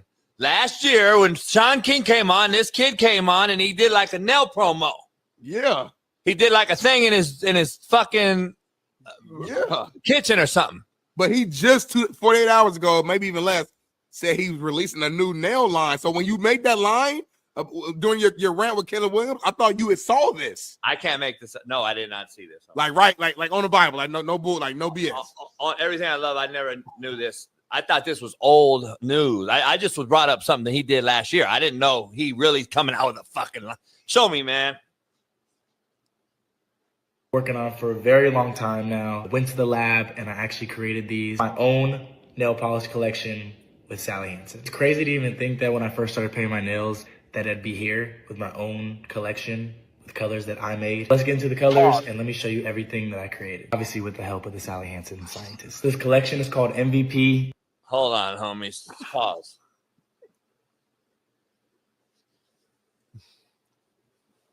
We have to address certain things that are said in this deal. Mm-hmm. We have a major problem, homie. We have a major masculinity problem in America. And athletes speaking about masculinity, athletes used to be the trump card. They used to be like, hey, be a man like me, play NBA, play NFL, play Major League Baseball. Now we got motherfuckers doing that one shit, that gay baseball thing that goes around. We did a commercial on Savannah Bananas. The bananas. The name is telling. And then you got men that are athletes. Tell me, it started with Magic's kid and Dwayne Wade, but it's starting to get ridiculous, homie. To be honest, let's be real. So let's take away keywords out of this thing right here. He said, first of all, when I started to paint my nails, we gotta be honest here, homie. We gotta start using and saying what these cats actually say out of their mouth. We're not wearing our journalistic card today, but I'm going to put it on real quick because that's what he said, homie. He said, Smitty, when I started to paint my nails, I never thought it would come to this. So first of all, let's start with the context. That's what he said first of all. Let's rewind it just a little bit. Take a listen. Everything that I created, obviously with the help of the Sally Hansen scientists. This collection is called MVP, and it stands for Most Valuable Polish. First up, we have bucket. Go back a bit further. Right here. My nails, that I'd be here. Right there. I got to hear it again. I think that when I first started painting my nails. Let me hear it again. I think that when I first started painting my nails, when I first started painting my nails. That's what's sticking in my head right now. I'm stuck with that right now, Smitty. God, I can't. Okay, let's move on now. I'd be here with my own collection with colors that I made. Let's get into the colors and let me show you everything that I created. Obviously with the help of the Sally Hansen scientists. This collection is called. She has a scientist to make nail polish. Got it. All right. MVP, and it stands for Most Valuable Polish. First up, MVP. It's going to be hard to trademark MVP, the actual acronym for it. I don't know how he'll do that. So it could be MVPEE though, to make sure, like, you know what I mean? Like, yeah, it could be a lot of shit. It could be gay, but let's take a look. We have Bucket Blue. It literally says my name on the bottle. Got a little shimmer in it. I can't do it, homie. I can't watch this cat hold it. Come on, push through. We gotta watch the whole thing. I can't watch him hold the thing like this, homie, with nail painted, homie. I can't do this. Do you like the nail though? Like no bullshit. Like did you do a good job? Don't ask me that, homie. Don't ask me. You imagine my nails being painted? I'm holding the fucking polish like this, homie. Kevin the Trucker, screenshot this and like paint it so we can see how it look. Are you shitting me with this act? Am I supposed to hold the fucking? This is nail polish thing right here. Are you shitting me with this? I can't do this, homie. There's no fucking.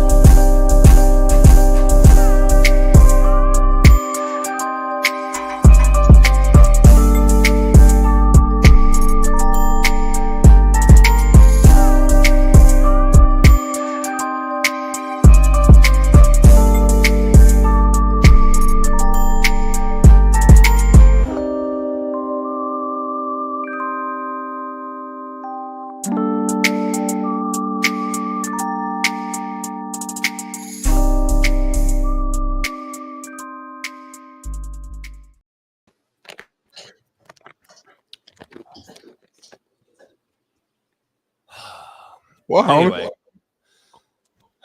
Stilly the boss.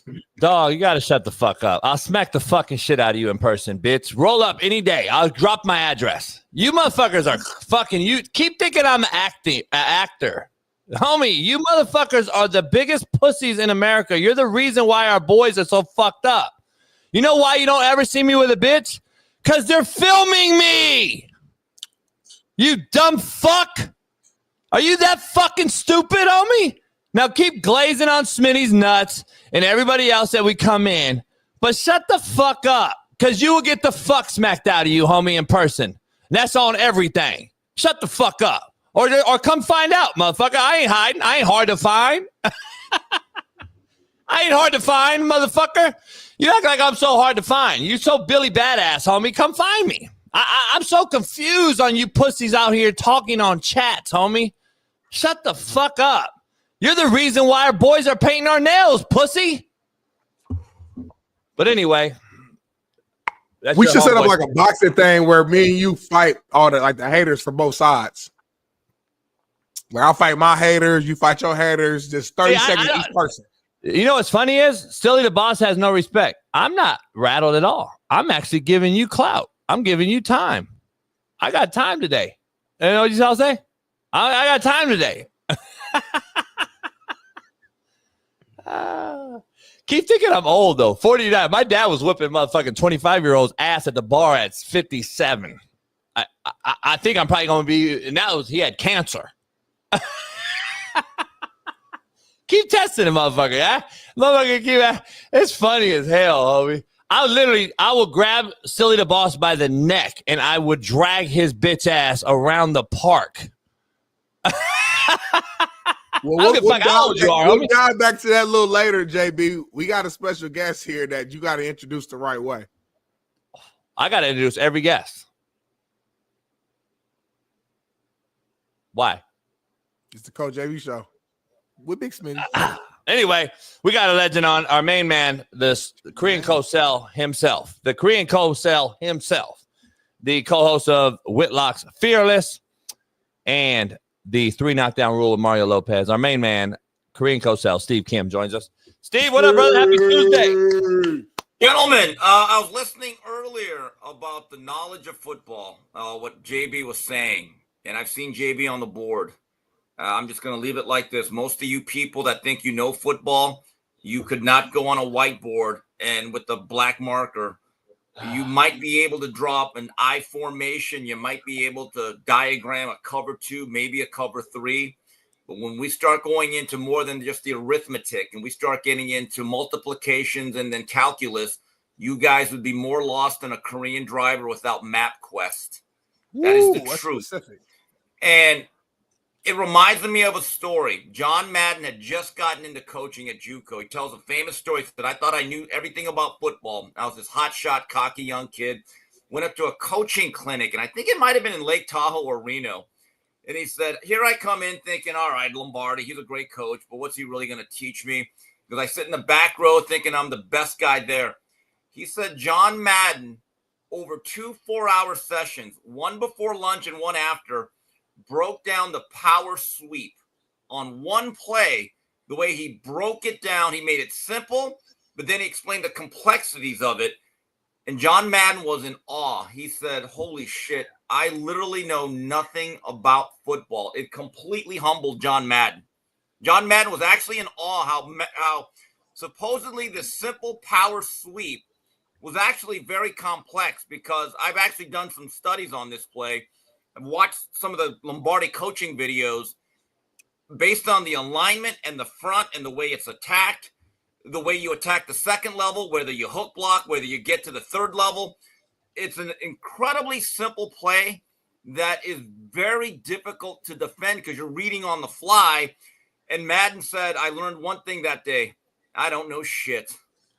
Hey, Steve, I'm glad you said that. A real quick story. A good friend of mine, Todd Littlejohn, been a corner. He was DB coach, legend, Syracuse, Cal Berkeley. He recruited Deshaun Jackson. Coach Darren Hagan's son, D. Hagan Jr. at Cal.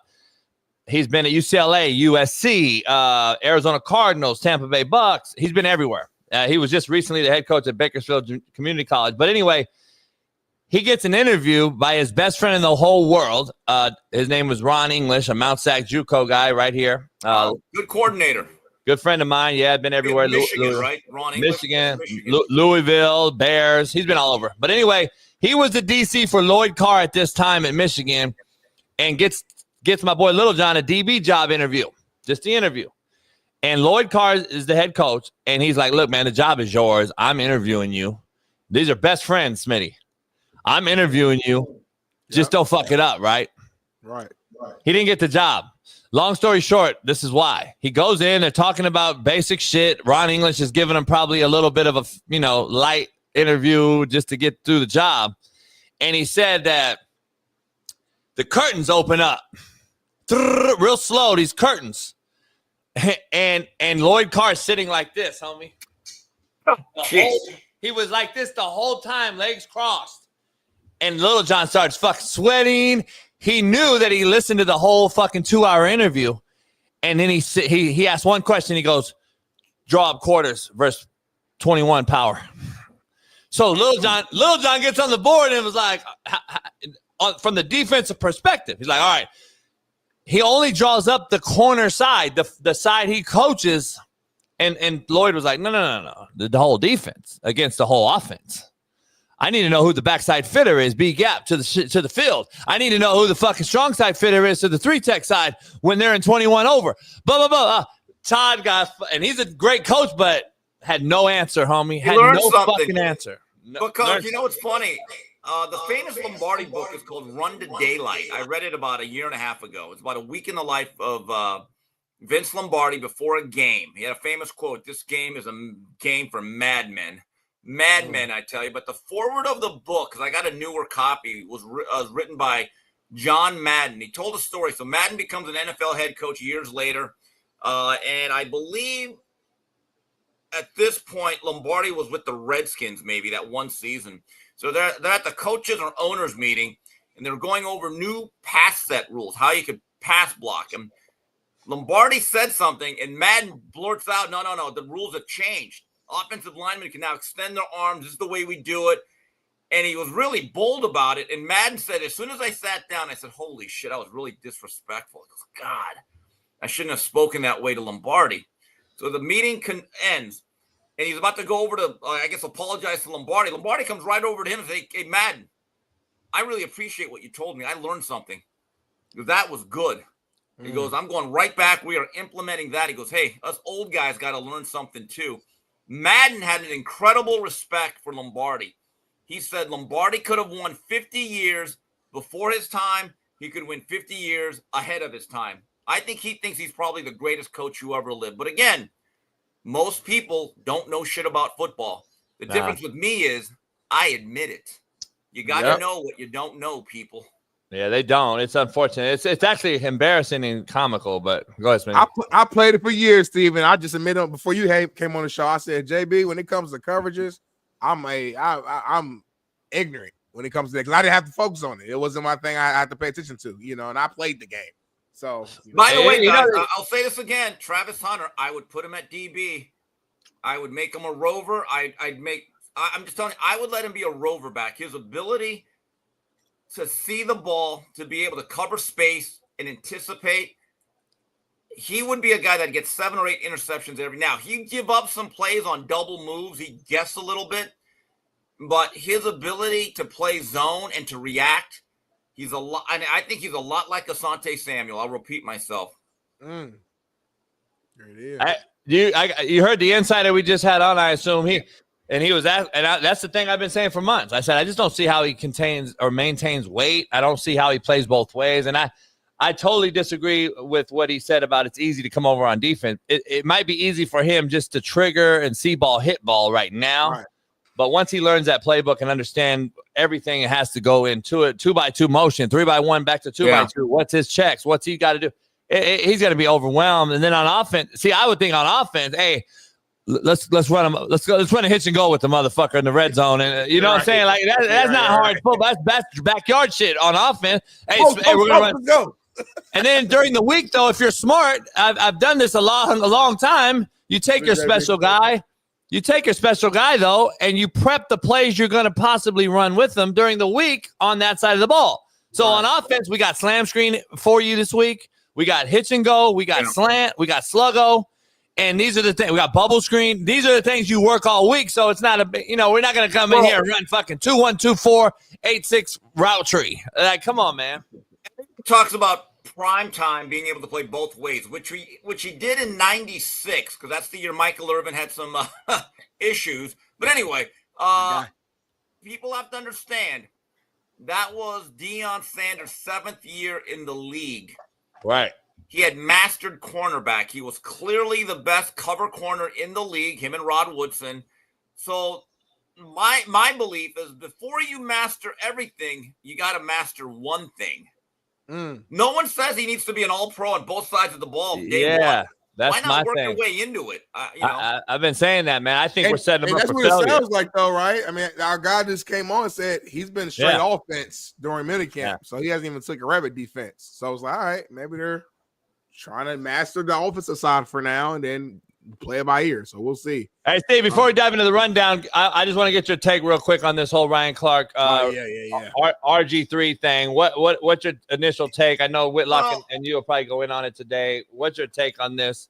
I tell you what's unfortunate is Ryan Clark's wife now is taking shrapnel, and this is the problem. And I think that's wrong. I think that's not kosher. But Ryan, you went there, so people are now going to go there. That's what Smitty said. And the very same people that's saying that Ryan Clark did not really bring up RG3's wife, I guarantee you the same people, if you brought up their wives, they would threaten violence. Let's just be honest about it. I don't understand this. If Ryan Clark says that RG3 is not equipped to talk about certain people because he didn't marry one, okay, then Ryan, by that logic, you should never comment on white athletes. That's what, ever. Yeah, that's what I said. The other thing is, since Ryan is pro-black, he sent his son to Arizona State, PWI. Notre Dame, certainly not an HBCU. But anyway, guys, let's get to the rundown. I just want to be factual about this. Hey, I said the same thing. Smitty said the same shit. Like, that's the truth of the matter is, like, RG3, I think, was birthed by a black woman. I believe has so. a sister and has black daughters, but he can't speak on it. It's crazy to me. This is why he just talked. That's why Marcellus is going at his ass right now. He's about to drop another freestyle. Oh, it's going to be like Nas in 1994. Oh, my God. He did drop a freestyle on the yacht. The day that you were in the back just sitting there when Spree was falling out. Like, it was one of those, those commercials. Hey, Smitty, that guy, that one brother that does those videos where cats are just getting fucked up and he's just looking? Yeah. That's Steve that day. That was Steve that day. Ruben's falling in, Spree. But hey, it is what it is. Leave it at this. They need to stop calling that a rivalry. It's not. That's Caitlin Clark. I know. I don't understand already that either. One of the best players. Angel is a very effective one for what she does. But Caitlin Clark looks like she's going to be an all-time great. And it's going to be really interesting to see. I guess they got a new retooled team. They have a coach that actually likes her. They have teammates that actually seem to like her personally, are going to back her up a little bit. If they dominate this league or are able to contend for the title, there are going to be some people that are going to be eating crow like they're at hometown buffet at 1:30 p.m. Hey, Smitty, you know what I can't wait for either? My co-host. Yeah. I can't wait for Ryan Clark's son to come home with a white girl. Oh, he was in Notre Dame. So. Every time I see the NFL draft or NBA draft, yeah, he's smashing them over there. I don't care. I see more milk got over than there. Dairy Queen. I mean, what are we doing here? So you're saying that all of those athletes in the future are not equipped, if they ever get a television analyst job, to talk about black athletes then? Wait, did you say more milk than Dairy Queen? Yeah. I didn't even hear that line. Damn, Steve crazy. I got a million of them. So again, if that is the standard you are setting, stay by it. To that yeah, stay by it. It's a joke. Hey, Steve, I'll lead off the first one, Smitty. An Ohio State or the state of Ohio representative has presented a bill to prevent Ohio State University games from being scheduled at noon. The bill would prevent games from beginning before 3:30 p.m. Where are you at with this, and why? Why? Because Ohio State's one of the top 2 or 3 programs defending national title. Their fans are sick of being on big noon kickoff. But there's nothing they can do with that because Ohio State signed as part of the Big Ten a media rights agreement. And Fox has made the decision that we want to be on, basically, for the biggest game that we have, we don't want to be at 12:30, 3:30, or 5:15. Those are the windows, right? They just decided, let's capitalize on noon, which would be 9 a.m. our time. Because, I get to your house at about, 8:30 for the Paloozas, right? And I can understand that. Dedication, by the way. It is. Well, me as a Miami fan, the games that I go to, I hate when the games are at 12:30. First of all, it's humid and hot, and there's no atmosphere. I actually like the fact that in college football, in theory, you have games at noon. You have games at 3:30. Then sometimes you have games that start at 7. Right. And once in a while, that 7 o'clock game is a lot of fun. You tailgate, you have fun with your friends, you watch all the games, and you settle in. If most of my games were just at noon, I wouldn't like that. I could see where Ohio State fans, our friend Zach Smith, he hates it. He absolutely hates it as an Ohio State guy. And I understand that. But it's not going to change. They're locked in. There's nothing changing here. Yeah. Yeah. I think, they still got like oil spills in the rivers there in Ohio. Can he work on something else, by the way, too? That's how important football is. That's how important football is. State legislature. You ain't got nothing else. Don't you have fucking trains running off the track out there? Football's important over there. Football's important. It is. I love the Midwest for that reason, by the way. In LA, love football where I'm from. We wouldn't give a shit in LA. Out here on the West Coast. Yeah. You know this. When you have a noon game, you have to start that tailgate, the preparation, because I've done it before. 8. You have to, no, more like 6. Yeah. If you're doing a real tailgate, you got to get out there. You have a spot, but then you got to set everything up. And now, if it's a 3:30 game, it's more reasonable. It's 9 or 10. Hey, I'm gonna tell you straight out. I'm gonna be honest with you. It was the hardest motivation to get players to play at a noon or a 1 p.m. kickoff slate in my entire coaching career or playing career. We hated them as players. We hated them as players. We hated them as coaches. And the best games are either in the morning or at night. That just is what it is. Because the morning, you don't get a chance to let it sit in. You just go. Fucking let's go. We're going to get it. At night, it's easier because I can plan the day and figure it out and get it going. It's a little cooler. It's a nighttime atmosphere. Cats know they're going to go to the club afterwards, blah, blah, blah. Noon? If you lose, Smitty, you're fucked. If you win, you're bored. You got to wait till the nighttime. Like, kids' mindsets are totally different when you play at noon and 1 o'clock. It's a whole nother ballgame. Yeah, I agree. Afternoon or night games was always my best game because you got a full schedule. Yeah. Is the first game. I'll probably be in Miami that weekend because Miami plays Notre Dame Sunday night, standalone game, Labor Day weekend. And that's going to be Saturday. That just seems too soon. It's like when I go to a restaurant, I want the calamari, then maybe a little salad, and then the steak. Right off the bat, you're giving me the steak before the bread and the water, and I'm like, whoa. I want the steak eventually. I don't want it now, Yeah. So. Yeah, I mean, Smitty likes to eat the cake first, like the pie. I don't know why, but anyway. Ain't nothing wrong with the pie. Eating the pie first. Smitty, you're next. Yeah, man. Let's keep this train rolling, man. Woo, this is a little spicy. So there was a lawsuit is out accusing Phoenix Suns CEO Josh Brodelstein and former Mercury player who's now with the Indiana Fever, Sophie Cunningham, of having an affair after a former employee filed a lawsuit against the team. I think that employee was like former security. Neither one of them have actually spoken out yet. Shout out to Sophie Cunningham. She's again Indiana Fever. I'm a Fever fan. But did she just go there? At least, huh? Did she just go there too? She just got traded there this past offseason. Oh my god, I take her all day over Ryan Clark's wife. But anyway, well, what has that got to do with us? See, again, the what? strap. I'm just saying. Yeah. I'm just throwing out there. Yeah, I don't back that. You want the milkshake? I get it, but come on. See, again, that's what we're What's talking me? about. Again, I don't back Ryan that. Clark caused this. Now, you know what? I don't back that. I'm a married man, so I don't talk about people wives. I feel bad Milk for of magnesia. Anything. God, she's just trying to do it. This shows you one thing, and there is a bright side. So they're not all lesbian. Okay, respect. Fuck yeah. Hell yeah, I love it. They never were. You two just don't watch WNBA basketball. I've been telling y'all, the women look good. They play good. They play hard. Real quick, this is full circle, Steve. This is full circle, Steve. Back to the Ryan Clark thing one more time, too.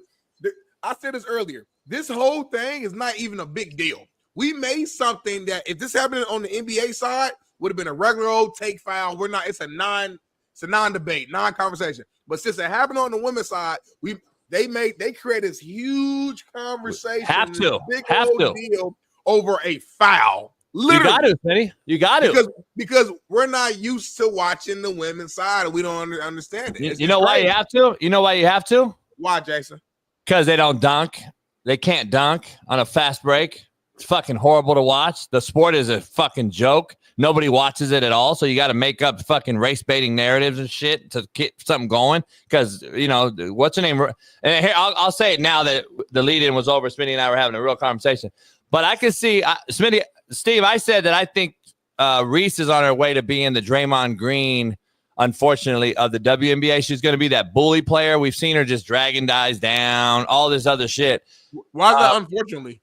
Well, no, because I think that turns into an OnlyFans career over this. That's right. I want to say something. That's an insult to Draymond Green. Draymond Green does a lot more things on the floor than Angel Reese does. What is Angel Reese known for? Rebounding her own rebounds. Right. So Draymond Green can defend, he can protect the rim, and he can at least finish when he has an open look in the paint. But that's actually, again, an insult to old Dre. Wait, Smitty, though, be honest, though. She needs to be good, though, for this to be a real-time, rivalry, situation with her and Caitlyn. If she's not any good and she's just a bully, this isn't going to have a long-time conversation. We're not going to be talking about this in 2 years if she's not very good. Angel Reese is, she's not Caitlyn Clark. She'll never be Caitlyn Clark, but she is good for her team. She averaged a double-double her rookie year. So, again, the rebounding side, you can say she's getting her own misses, but regardless, she's getting rebounds, and she's finishing in the rim, and she's scoring double-digit points. So, that if you're averaging 14, 15 points a game and double-digit rebounds, that is a benefit to your team, regardless of how it's getting done. So she is a good player, contrary to belief, but she's never going to be Caitlyn Clark. Yeah, I think she's shitty. I think she's shitty as fuck. But anyway, you don't watch the game, you said, though, right? No, it's horrible. I'll never watch it. How you know she's shitty if you don't watch the game? Well, I see all her missed layups. Two things can't be true, Steve. You can't call somebody shitty and then you don't watch the games. I see enough. I see all the missed layups. Hey, Steve, real quick, I want to know. I'm very interested in knowing. This whole thing has created now an investigation into the allegations of hateful fan comments directed at Angel Reese during Saturday's game. Now, I've seen a highlight reel of her slamming down girls all day long in this, and since she's been playing in a year now, in a year and whatever, how many games she's played this year. all I see is her doing it. I'm confused. Now we're going to, now I'm sad. Come on, man. This shit is ridiculous. It's got to stop. Well, it reminds me of the words of the great Thomas Sowell. He says, those who have received preferential treatment their whole lives look at equal treatment as oppressive. Great quote. Thank you.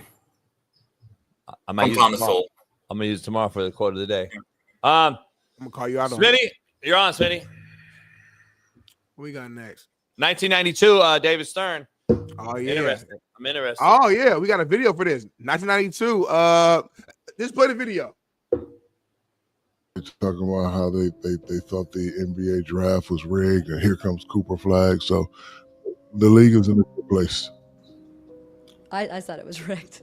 Oh, you did? Yeah. I mean, sometimes I say shit just because I want the views and the ratings, but I do question just the timing, right? Like when you take a look at history, when LeBron left Cleveland, like they got the first pick, right? Like it's happened. But then I had to think to myself, do we really think all these other owners in the NBA are going to be okay with that? I don't know if you heard this story, but in 1992, I think the draft was in June or something, I meet Mr. Stern in March. And he says to me, hey, no, you are. Can't wait for you to come to the NBA. Then he pulls me to the side. You want to play where it's cold or where it's hot? He asked me that. Yeah, he did. He asked me that, and I was like, hot.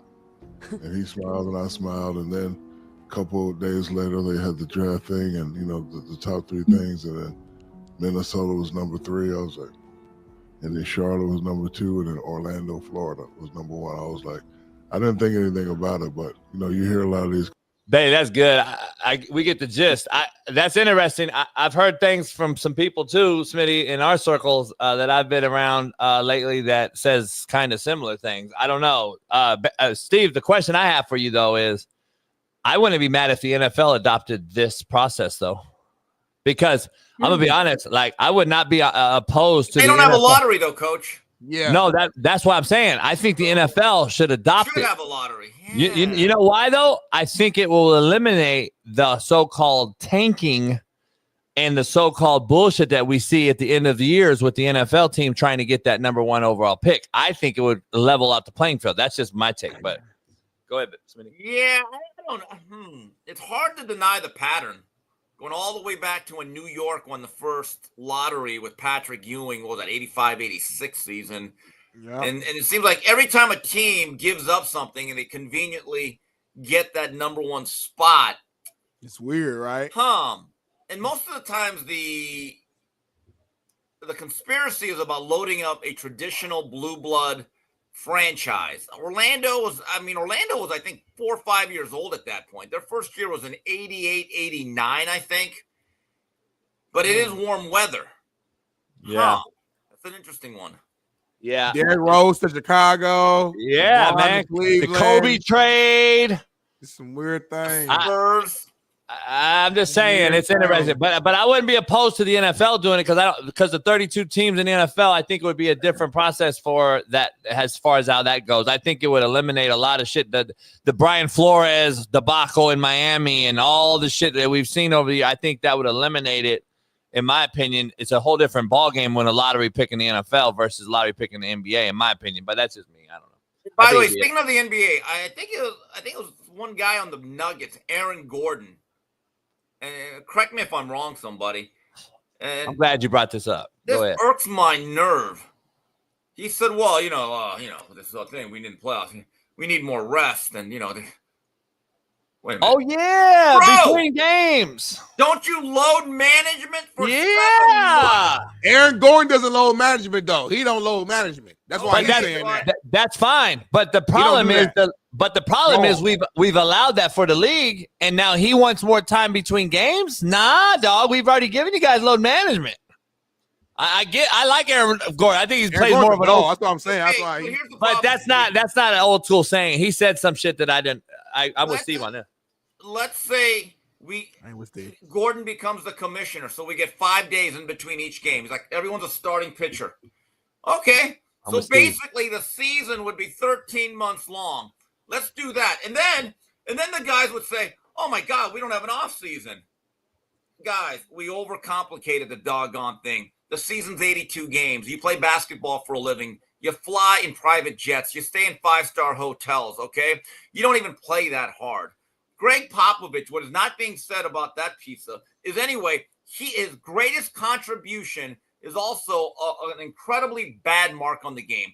Load management. He started that crap. He had no respect for the people of America.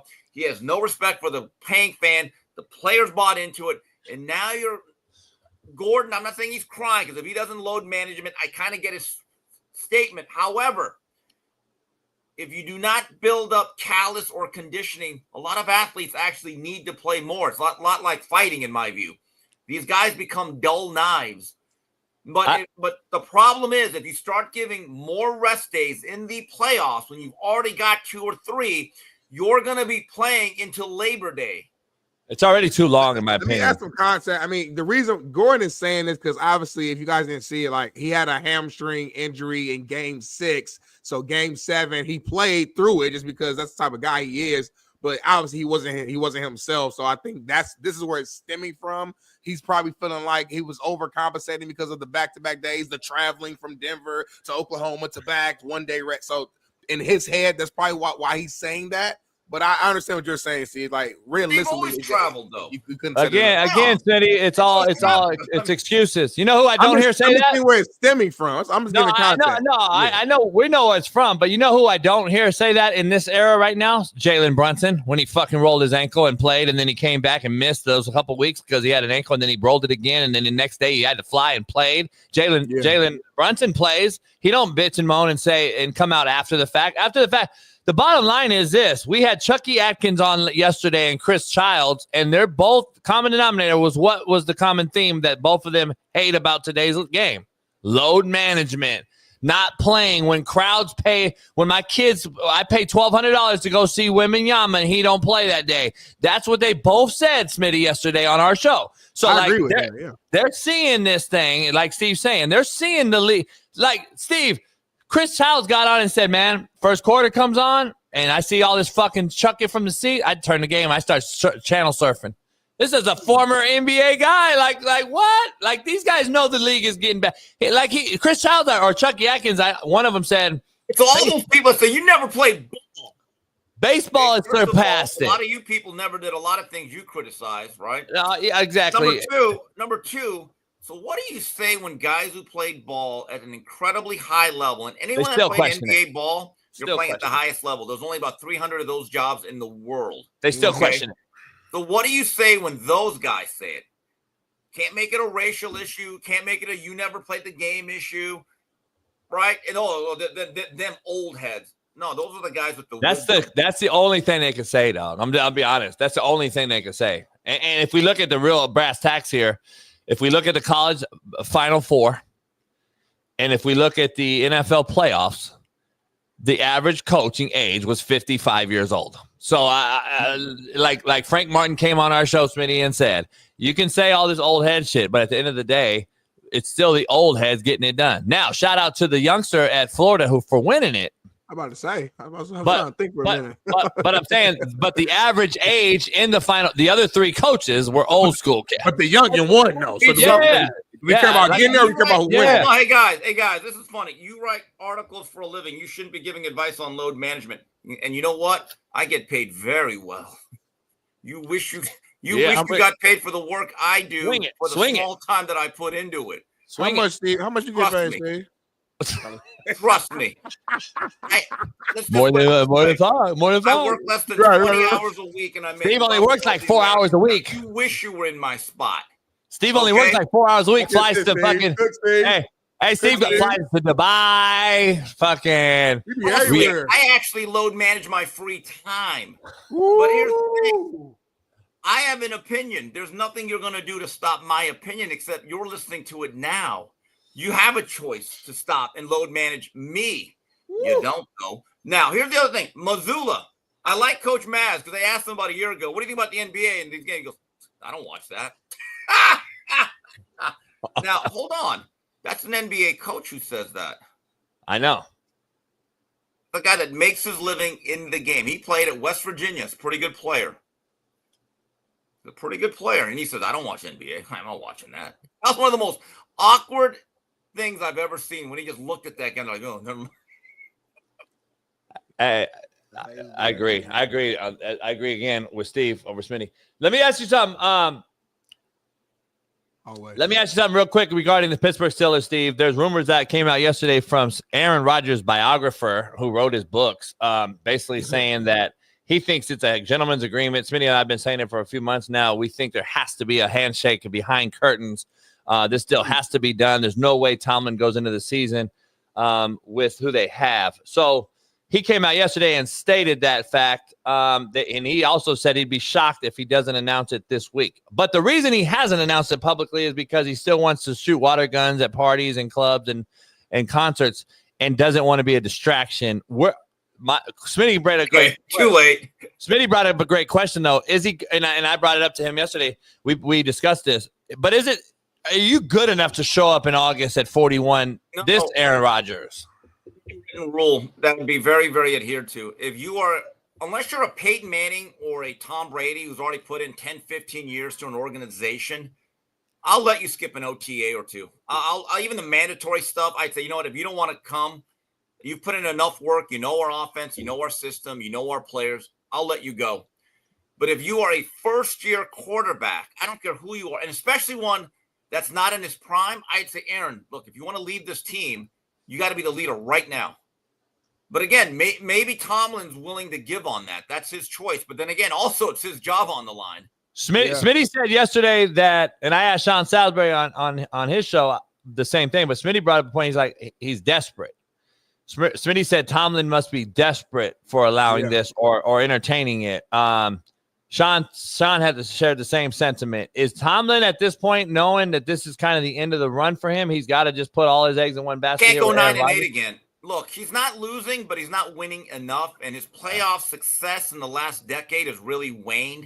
Mm-hmm. So he has to, what I would call a bold gambit. He has to go kind of all in, chips to the table, and see if Aaron Rodgers has one more good hand in him. Is he the royal flush that he needs? Because the worst thing to be in the NFL is actually being mediocre to pretty good, because you're not close to a Super Bowl and you're never really in full rebuild. So it's kind of like being stuck in that loveless marriage. You're married and you're not divorced, but are you really happy? Are you really going anywhere with this? But I just believe that if you are a first-year quarterback to a franchise, I almost think you have an obligation to get there as many times and as soon as possible. That's just my view of it. Steelers haven't won a playoff game since, 2017, I believe. Yeah, it's a long playoff drought. game. So, I mean, yeah, it's kind of – and I love Mike Tomlin. I think we all do as a coach. But to your point, Steve, I mean, you're just kind of hanging out in the land of mediocrity. And at some point, you gotta improve. And the fans are getting sick of it, Smitty. The Steeler fans on my timeline, their patience with Tomlin – It's at the very end. Let's just put it that way. Steve, we brought up a little poll question yesterday on the show. We were flirting around with it, and I just wanted to get your just real quick thoughts. If I said, Steve, in your top 10, you don't have to name me all top 10. In your top 10, though, who's a for sure greatest football movie to make your top 10? Give me a couple. North Dallas 40. I know you love that. One. I'm actually reading the book. It's by Peter Gent. I didn't know this about Peter Gent. He didn't play football at Michigan State.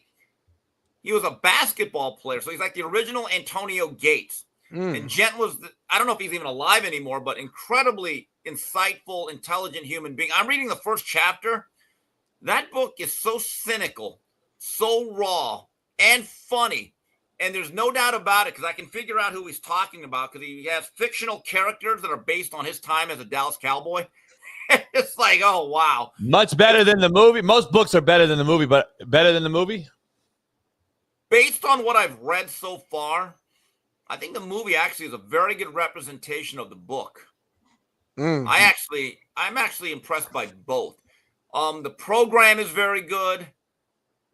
The one with Burt Reynolds, The Mean Machine. Mean Machine. Yeah, that was a good one.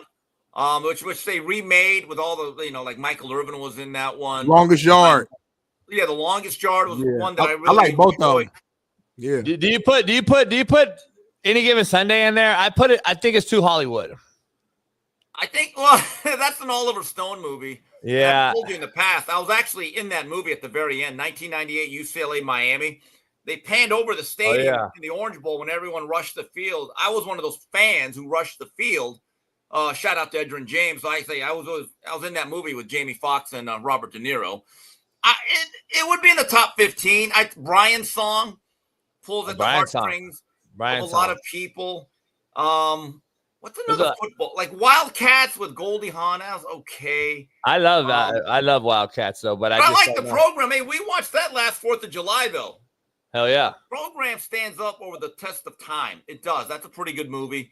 Steve, we're gonna watch it this year on the water though in Long Beach during the 4th of July fireworks deal. So make sure you set your schedule for that.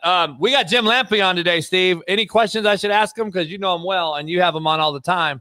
Well, I would just I wish you were on the show with us during it so I could just sit back and not ask no questions. Because I don't want to ask no questions because I don't know shit to ask him. So Smitty doesn't know anything. Smitty doesn't know anything about. He don't even know who Jim Lampley is. So I gotta ask him. So I would just ask him for our show because you have him on 3 Knockdown Rule. I know quite often. What's he think of Pacquiao's comeback? I guess he's back at the gym at age 46. Not a fan of that. I would also ask him, with the inactivity of today's fighters who fight so infrequently at a younger age than before, is it possible to create another Canelo Alvarez who's going to have about 70 fights before he's all done? The familiarity in boxing is big. If people know who you are, you got to get the casual fan to know who you are, because it doesn't matter if I know you. I'm in the business. I kind of know everybody. You got to be able to move the needle in Peoria. Do you play in Peoria, as that old saying goes? That's one question I would ask him. And I would also ask him, what was it like being back ringside calling that fight at Times Square? And was he actually disappointed by how bad the fights turned out that night? There we go. And then also I'd ask him about his book. Oh, so you got to come on. Can you come back on at 8:30? I can't. I'm on Whitlock. I know. This is actually Mario's copy. I already read this book. Hopefully Mario actually reads this one. But it is what it is. But yeah, and also Jim, I'd ask him some college football questions. People got to know him nationally. He's the first ever sideline reporter in college football history. Wow. People don't know that. Yeah. First ever. There was over 500, 600 people that applied. He got the job. And then how I got to really know him as an announcer, he moved up to the ABC halftime desk. And so he'd rattle off like 150 scores in like 3 minutes. He was good at it too. He had the blue ABC Sports blazer. He has actually a long history with college football that people don't realize. Growing up in South Florida, he went to a lot of Miami Hurricane games in the 60s when they used to play on a Friday night. That's when most of their games were at the Orange Bowl. There you go. That's the research right there, JB. We got everything we need to hear. Real quick, Steve, before you jump off, because I saw your tweet. You put a tweet out responding to Bill Haney's tweet comparing his son Devin to Floyd Mayweather. Just as you go out, can you? Do you? Obviously, you disagree with the comparison, right? There is no comparison. And Devin Haney's a very good boxer, but it reminds me of that vice president debate in 1988 when Dan Quayle said, well, I'm kind of sort of as young as this. I'm like sort of like JFK. And then Lloyd Benson said, young man, I know JFK, and you are no JFK. People do not understand how good Mayweather was early on before he was completely a safety first fighter. Yeah. At 30 and 35, especially at 30, I was there when he won his first world title. It was October of 1998. He just absolutely dominated, a very good fighter. Chicanito Hernandez, the brother of my great friend Rudy Hernandez, and Rudy will tell you that guy was special. What he did to Diego Chico Corrales, I think is one of the 3 or 4 best live performances I have ever seen. He was devastating. I remember Doug Fisher and I were there. We were with Max Boxing. We had just started the website. And we said, this is what Ray Leonard must have looked like. The speed, the combinations, the quickness, the reflexes, the ability to punch hard and through opponents and to be accurate. Devin Haney is very good for this era, but I've also seen him struggle. I've seen him get hurt. I don't think he beat Loma. I get that Bill Haney's going to be biased towards his son. I get it. He's had a successful career. They've made a lot of money. But there are very, very, very few Floyd Joy Mayweathers. He is like the Hope Diamond. Would he have survived in the Hagler-Hearns era, though? That's a good question. Well, again, he's a lot smaller. I've never made those comparisons. Floyd began his career at 130. Those guys were all basically outside of Duran, who was smaller. Hagler was a natural middleweight. Tommy and Ray began at 147. So I've never thought those comparisons were really all that fair. Right. But I'm glad you brought up the early Floyd, Pretty Boy Floyd, before he started having the little hand issues or whatever. That was an issue. He was toe to toe and would hit and would hurt you and would fight you like that, you know. And then he became arguably one of the greatest defensive fighters of all time later in his career, which it was still beautiful in another way. You know what I'm saying? It was a different fighter. It wasn't art form to what he did, but I don't think people pay pay-per-view to watch art. They want Demolition Derby. 100%. So, but they kept paying though, Steve, didn't they? No, and also Floyd was a lot more active. There was a time that Floyd actually fought 3 times as a world champion when he was young. That doesn't happen anymore because contractually these guys get paid so much. There's not enough in the budget. And my belief is that it actually hurts the overall development of these younger fighters. But Floyd at one time, trust me, was very, very entertaining. What he did to Gaddy, the fight against Jesus Chavez. I remember as a young prospect, what he did to Carlos Topo Herrera, his hands were absolutely buzzing. I don't think I've ever seen hands that fast.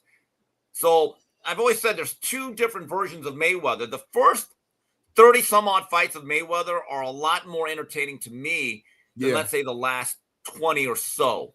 It was a different guy, to be honest with you. So Haney's very good for his era, but he is not Floyd Mayweather. He's not. And the guy who everybody puts the crown on right now, he schooled a young Canelo. He schooled him. I remember watching that. And so that matters. And so that matters. It is what it is. So anyway, guys, what do you guys got today, Steve? I'm sure you're going to dive into Ryan Clark. Yeah, we're probably going to talk about the Ryan Clark situation and the way that thing has devolved. And I got to look at what else the rundown is. I know Whitlock's going to have a long, long monologue on this. That's going to be a lot of fun. It's going to be a fire starter turned into an inferno. And then I'll get on with the rest of my day. I'll start up on chapter 2 of North Dallas 40. What a book. That book had me laughing. It's a 7-day look at a pro football player and the debauchery of it. And like the drugs, the women, the ruthlessness of, and the guy is funny, Peter Gent. I think anyone that wants to know what is pro football like or was like should absolutely read that book. I think it's a gem. It's one of the best books of that generation. Nice. All right. Thank you. I'll see you Thursday. Talk to you guys. Hey, what are you doing for Memorial Day? What was that, Monday? It's Monday, but I'll be on the water all weekend, so make a day. Come out. I'll see what I can do. We'll talk. Hey, Steve's like Smitty. He don't like that water, homie. I love Steve for that. I see what I can do. Water. He don't like that water, homie. Hey, we were coming back. Hey, me and Marcellus, Ruben Spree, Steve was in the back. We were coming back from like Huntington Beach or something, and it got a little rough on the way back to Long Beach. It's only like a 5-minute ride. 5-minute ride. And Steve, you can see Steve was like he started to worry and shit. We started hitting a little bit. Hell yeah, especially with you driving. I'll be out there today though. 85 you degrees. Ain't no expert. You ain't no expert. You've gotten better, but you've had a lot of mistakes too out there. So like. That's because Ruben falls in the water. Oh, homie. See, it's always something, homie. Ruben on Saturday, this motherfucker was coming off the boat to get out, right? Mm-hmm. And there's like a little slippery area right where I have a mat, and I have a mat there for a fucking reason, Ruben. He didn't step on the mat; he steps on the little slippery side. This motherfucker, I got a handful of shit, and my head is away from him. All I heard was. Boom! That shh. That noise. His leg is this big right now. He hit the fucking dock. That leg slipped and he went in the water. He didn't go in, but his one leg slipped in the water, and then we went to go eat, have some drinks at a little spot, and this motherfucker leg bloomed up. And by the way, it's the same leg. This motherfucker broke his shit at work and has a fucking titanium rod in it. And I'm like, homie, you better make sure, because it's swelling up while we're eating. And I'm like, homie, you didn't break the titanium rod, did you? Every time, and hey, Ruben the Trooper, he keeps coming out, though. Well, we can make a movie. I don't know if it's a trooper. I think at some point it's it don't make sense. Oh, by the way, we took out that drone. My boy Enoch took the drone out. We got some cool little. We just tried it out, but it was kind of windy, and that motherfucker was. I was like, oh, I'm about to lose this motherfucker in the water. But it worked out. Out. I know Enoch can do everything, huh? Oh, anything with electronics. Yeah, easy. Anything electrical, he can just do it. Like he set it up, he got it up and running. Boom, the motherfucker was up like 100 feet in the air too, and following us, going like 25. He's like, go about 20, and us motherfucker was following us. Got some cool little shots. I got to figure out how to download it and get Paris to cut it. You need to put Enoch on payroll, homie, like full time. I got to do a lot. Fucking funny. Coach Weird. JB Show, capital letters with Big Smitty. Hey, with great expectation comes what? Great responsibility, homie. I don't think you said it right, but it's close enough. Anyway, what we got next, homie? It's 8:00. Is it? We got 1,800 people in here. That's what's up. That's what's up. I think we got some what's happening now, and I want to talk up now. That's you on the right. What's happening now? Brought to you by BetUS and now. Let's dive into it, man. This is going to be the largest In-N-Out location in Las Vegas, Nevada. Next year will open up. Looks like a hotel. It's so big. That is what's happening now. The new In-N-Out. By the way, this is all what's happening now. California is the home of In-N-Out. In-N-Out has left California corporate-wise. Corporate has left and went to Nashville, Tennessee. Because of the woke ideology politics that's in California, they can't afford to operate. They can't afford to operate anymore in California. They have left and they're bounced to Nashville. And now they're opening up the largest location in Vegas. Smitty doesn't like In-N-Out. So my question to Smitty is, would you attend this location, though? Yeah, I'll pull up if I'm in Vegas. Because it's in Vegas? Because it's in Vegas, or more because what it looks like? Or what do you think? Well, let me ask some clarity. I didn't say I didn't like In-N-Out. I said their fries are horrible and it's overrated. Yeah, I don't love their fries. They're not for fries, though. The burger is straight. For a fast food spot, I'm not mad at the burger. But again, if you're a burger spot, your fries should be good. I don't understand that. But you're not going to a burger spot for the fries, correct? For me, I am though. It's a combination of both. I want a good ass burger with some good ass seasoned fresh fries. I eat it together. Like it's an experience. Like I don't go anywhere. I don't go any restaurant just for fries. There's not a fries restaurant that I'm aware of. I do. You go to a burger place, you want some good, crispy seasoned fries as well. And their fries taste like paper straw wrappers. I actually go to Louis Burgers. I actually go to Louis in Compton for the fries. They got the seasoned fry. That's the original. It's been that way since I was a little kid, homie. Like Lowry's are on the fries, and the way they do it is the fries at Louis are fucking off the chain. So I do go to Louis to get the fries. I look forward to the fries at Louis. Now, I know what I'm going In-N-Out for. Like, and Jazzy, you're taking knocks, girl. You got no shot right now. If you're talking about In-N-Out like that. And Chris said, Darnell, you can ask for them. No shot to gawk.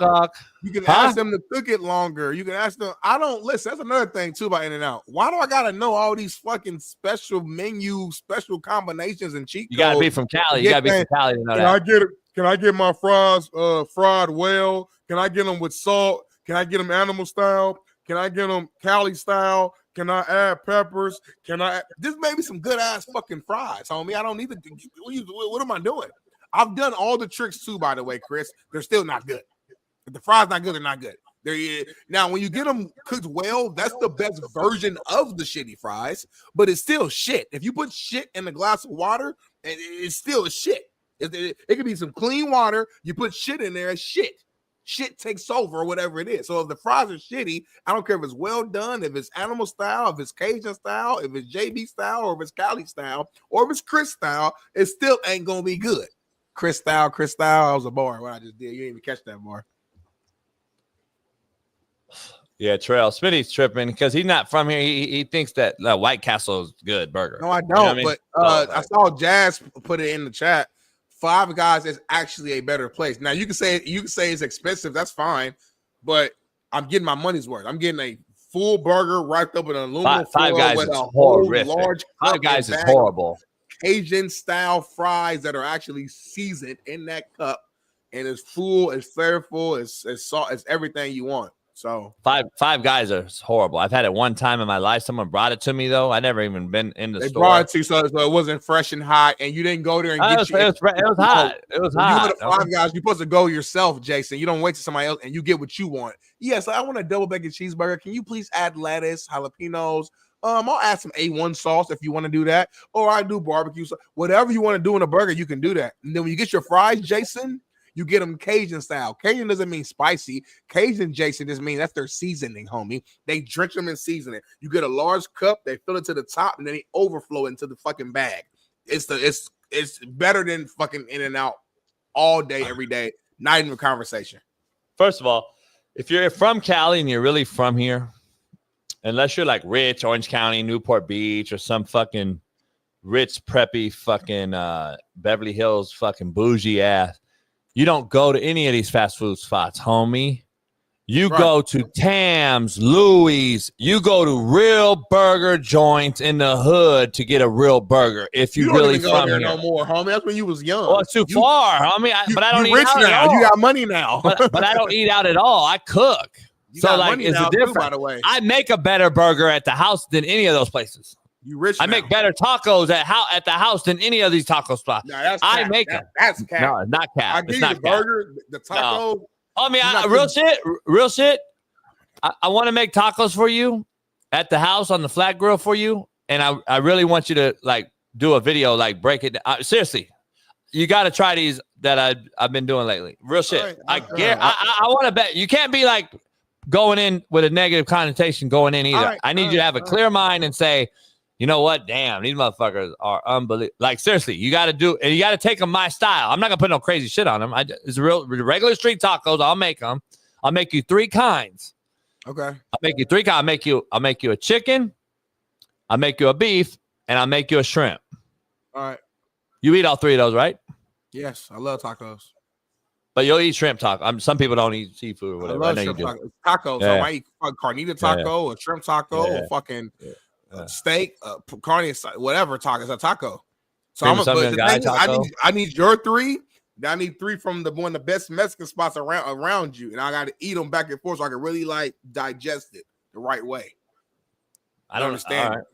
All right. That's the real. Because if I'm just eating your tacos in the moment and they're real good in that moment, I might be like, oh, these are so good. But I need to really taste both to be like, all right, these are up there. Because I'm not gonna disrespect my Mexican brothers and sisters and put your tacos above their authentic tacos. Like they Mexican, homie. Like that's what they do. I know, and I'm better. How you better at doing what they like taught you to do? It's their culture, homie.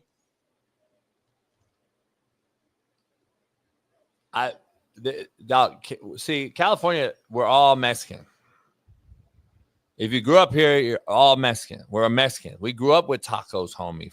From San Diego to San Francisco, this is what we do. This is like a known thing. Like Texas is barbecue. Like Indiana is like, like even though Indiana is like meth. You know what I'm saying? Like everybody has something. So, like, that's what I'm saying. Kansas. Indiana, we're known for really good American food, chicken sandwiches, burgers, fries. Like, our sports bars have some of the best fucking food. Our chicken in Indianapolis is fucking up anything in fucking Cali's chicken. It's not even close, and that's a fact. I've been there for almost 8 years now. I grew up in Indianapolis. Our chicken's way better than y'all chicken. We got more wing spots than y'all, more chicken spots than y'all. Y'all got way better tacos out here for sure. Anything Mexican, and you guys are more diverse in terms of just having more. You got Jamaican out here. You got hella vegan spots. That's the thing about LA that I love. There's such a great just multitude of options here that you can eat. That's what makes you guys so great. But there's certain areas you guys lack in, and chicken is one of them, homie. Yeah. Smitty, I just got something for the vote though. Spent a few pretty penny on it, but I did it for like Memorial Day, for 4th of July. And what'd you get? Yeah. I went and bought the grill for the yacht, homie. Is that AI? Nah, that's real shit. That's my new shit. I just put it on there. It looks like AI, so it's so clear almost. It looks like too clear. I got that new camera, but yeah. What you got on there? What you got on there? Is that asparagus? What is that? A swordfish, homie, with some links. And then a chicken shish kebabs. Like chicken, like the chicken with the bell pepper. A link sound crazy right now, Paul. Like I ain't had no good, just grilled, burnt link with some barbecue sauce over the top. That sounds crazy right now. Hey, but it's fire. Sit on the water and you cue it up, homie. I don't mind being on the boat. Like if we could just stay at the dock, I'd be cool. Just stay at the dock and we just turn the music on right there by the apartment and just have the food just going on the grill. That's cool. I mean, we ain't gotta go out nowhere. But we could do that. Buy some midgets and shit though, right at the island where we did the show at. That's what we do it. But if you do that in the middle of the day, it's fire. Trust me, you'll love it, homie. It's hella it's far. The same shit. It ain't far at all. It's 5-minute ride, homie. You act like we're going to sharks and shit when we was out there. It was crazy that morning. It was cold. Sharks was swimming next to us. That video still is crazy when I went back and you were like holding on, even though we were. Anyway, you was going 70 miles per hour, homie. Me and Rory was on there like 70. scared as hell. BPS. Yeah. Can't trust the Anyway, we got a lot going on. Jim Lampley on the other side of this in about 15 minutes. We'll take a quick commercial break. And we'll be back on to talk more about Ryan Clark. I'm just kidding.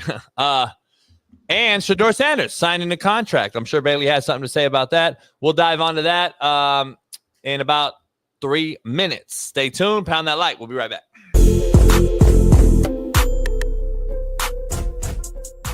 Hey, well, fuck it. I'll go home tonight. I'll drink my yak and smoke my stick, and I'll get it back cracking.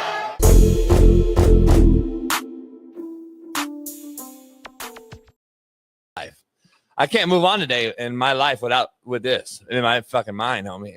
You can't move on. What you gonna do? It's stuck in my brain right now, homie. This right now, holding this nail. I see a motherfucker. I'm like, well, I'm gonna wrap that motherfucker around my dick. Like, come on, homie. I like nails around my dick. I like bitches' nails around my dick, homie. I look at them as I cover the face, homie, and I'm looking at the nail in the hand. I'm like, shit, I want to wrap that motherfucker around my dick. Are you shitting me, homie? Are we fucking shitting me, homie? Fuck, man. Are we shitting me, homie? I like to see a fucking, like a turquoise nail around my shit. I gotta, are you shitting me? This motherfucker's holding this motherfucker like this, homie? No fucking way, man. There's no fucking way I could sit here and watch this, homie. Oh, dude, where are we at, homie? This guy's an NBA player that my little boys and girls are looking up to? Bro, homie, you said you gonna wrap it where? You know you saw that and was like, fuck. You know, motherfucker like a nice little sexy hand with some nails around his motherfucking shit, homie. Keep it fun. You know, that's number one. Like, No, I like a woman having their nails and their toes. That shit very important. Like go up your balls, up the shit. Scratch up and then grab. Yeah. For me, like grab like this. Yeah. And I'm like, me, it's like fucking, it's crazy. Like, come on, homie. What? I mean, are you shitting me, homie? This motherfucker's got to hold his shit like this. Like, he's really, okay, listen, homie. We got to watch the video, so get this out. At some point, though, we got to start asking, when do we stop the sellout? At what's the dollar amount? Like, I'm confused here. Like, this is a much bigger issue than just taking a few quick dollars up front to promote something when I got a shitload of little boys that may become little girls now because what you do to these youngsters, homie. Listen, I get it. I ain't a role model. Blah, blah, blah. Charles Barkley started back then. I ain't your role model. I get all that shit. But damn, this is going a little bit too far, homie.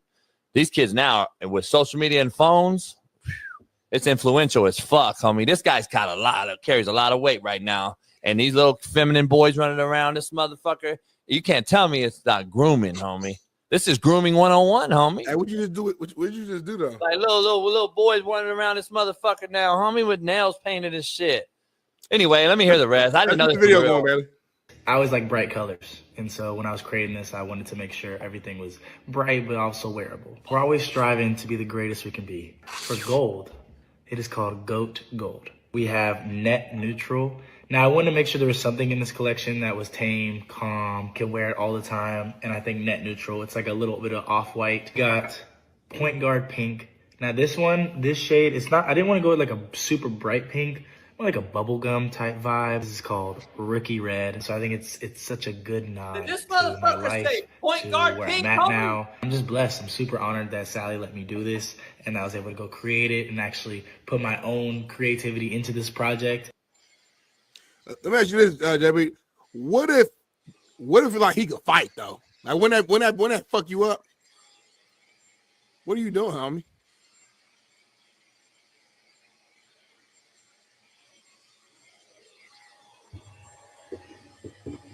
What's happening? I was so shocked by the fucking neutral and point guard pink that I hit my cigar on my microphone. It got everywhere. It's in my coffee. You missed your drink, missed your car. You having a day? Fuck, homie. I mean, there's no down, bro. You got anxiety right now. Relax a little bit. He did say Rookie Red. I'm not sure. That's probably your favorite color out the whole collection. It's just bad. It's so bad, homie. I don't know what to do. I'm demoralized actually for men, for boys. Do you like Rookie Red? I don't like anything that this guy's doing or representing. I didn't hear the names. I don't want to hear the names. Are you mad that his nails are blue? This is point guard pink. Is that what he said? Really? He did say that. Yeah, there's no way, homie. And then he's flaunting. He's walking around like, if you notice, he's holding everything and he's got like, homie. And then the voice. Let's just go to brass tacks. Okay. Can we hear his voice real quick?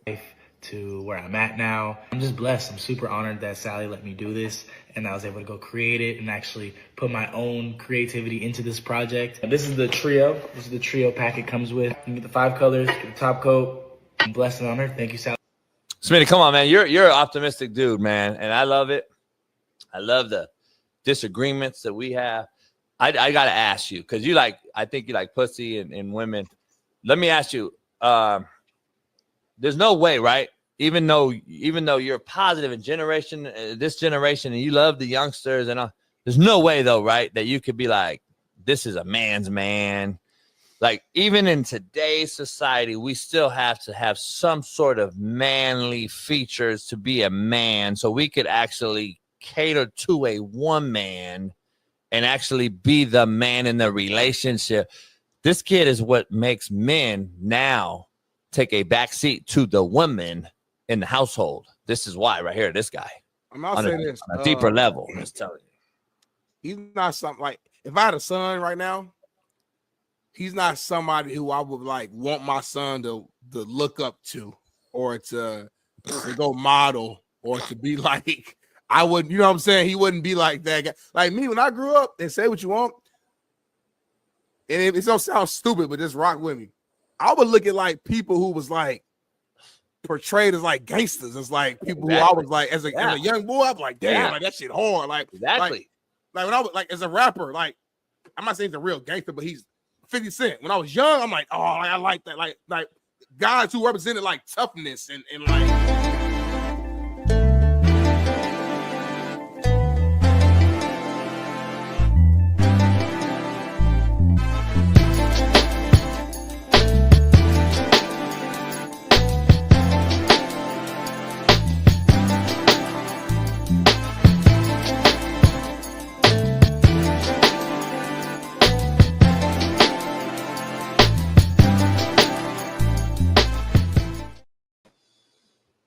Hey, Smitty, let me ask something real quick. Yeah. I gotta ask. Like, I was talking to somebody last night that coaches Division I football, and we were talking about this particular kid and what's going on in kids in particular, like that these our buddies are coaching now. Mm-hmm. This ain't the only kid out here painting his nails, by the way. Either is Caleb Williams, right? So we know that. So my question is, and we brought this up last night, what's this kid's like running circle like? Like, who's his homies? That's the deep dive that cats ain't doing. Like, who the fuck is this cat kicking it with, homie? See what I'm saying? Like, who you going, like, are you chasing pussy? Are you chasing me? Like, what's cracking, homie? That's what the question is no one's asking. Like, who the homies? Because I don't know. First of all, if me and you grew up together, bam, and one of us makes a left and does this,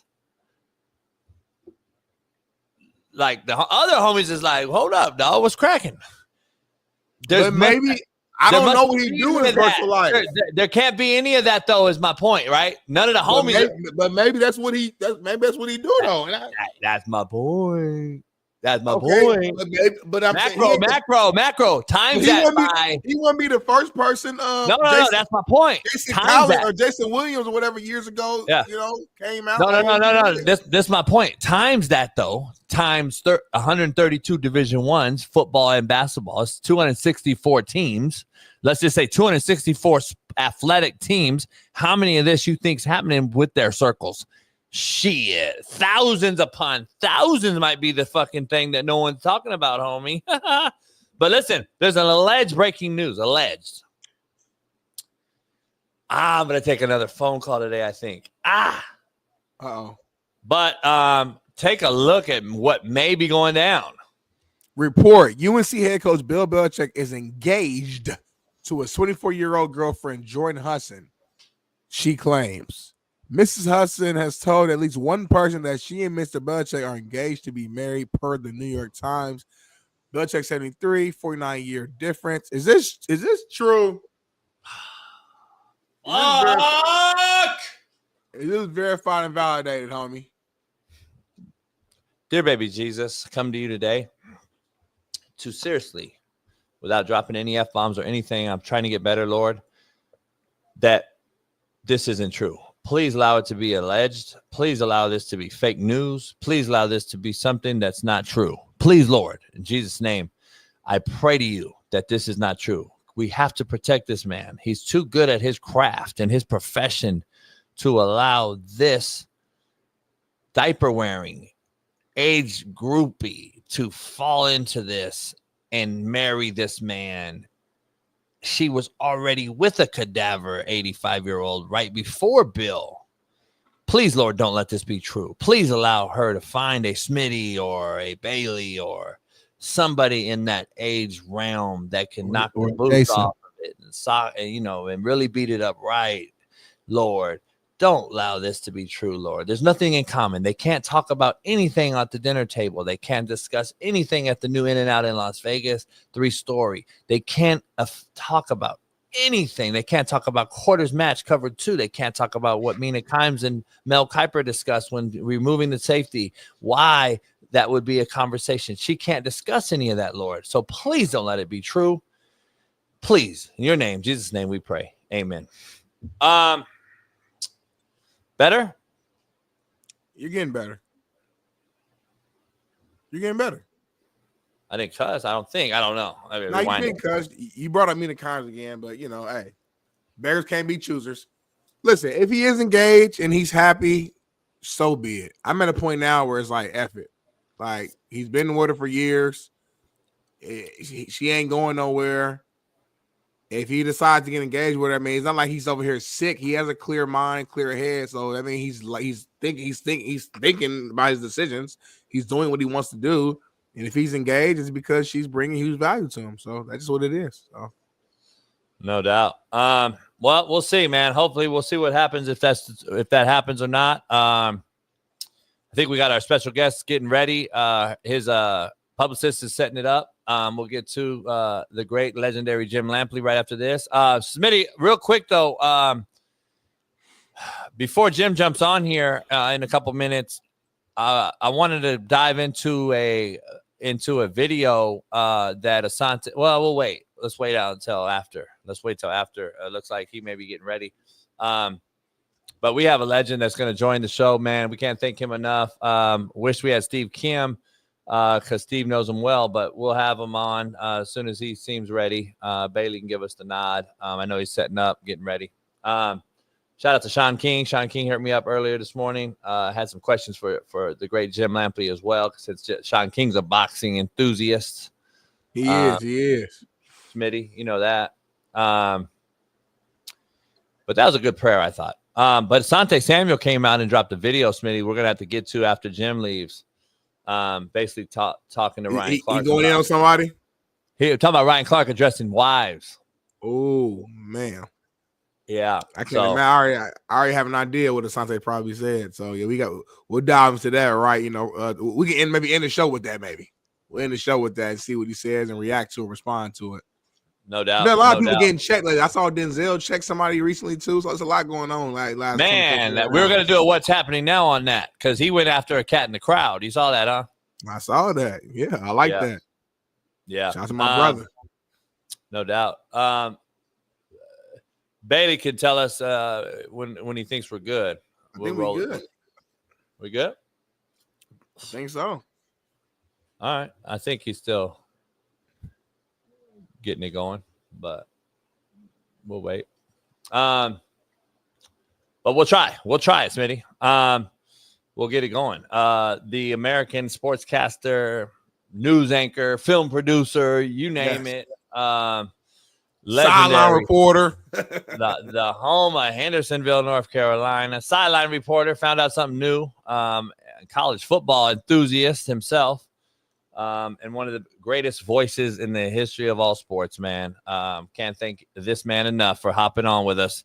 Boxing legend Jim Lampley joins the show.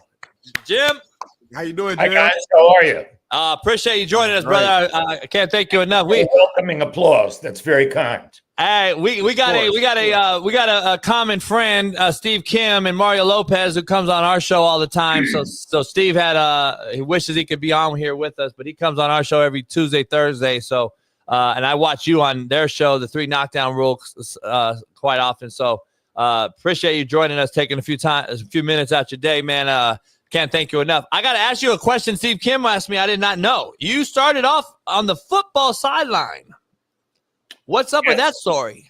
Well, in 1972, at the Munich Olympics, when they were attempting to cover the captivity of Israeli athletes by Palestinian terrorists, ABC Sports, in responding to pressure on the control room from 2 reporters, Howard Cosell and Peter Jennings, learned things about radio frequency cameras and microphones that they had not known before that time. They learned that the signals would go over concrete barriers or go around metal walls, etc. And eventually, once all of that was over, and they went back to New York, ABC convened a meeting of the engineering division, the sports division, and the news division to determine, okay, now that we know all this stuff about wireless cameras and microphones, what can we do with it?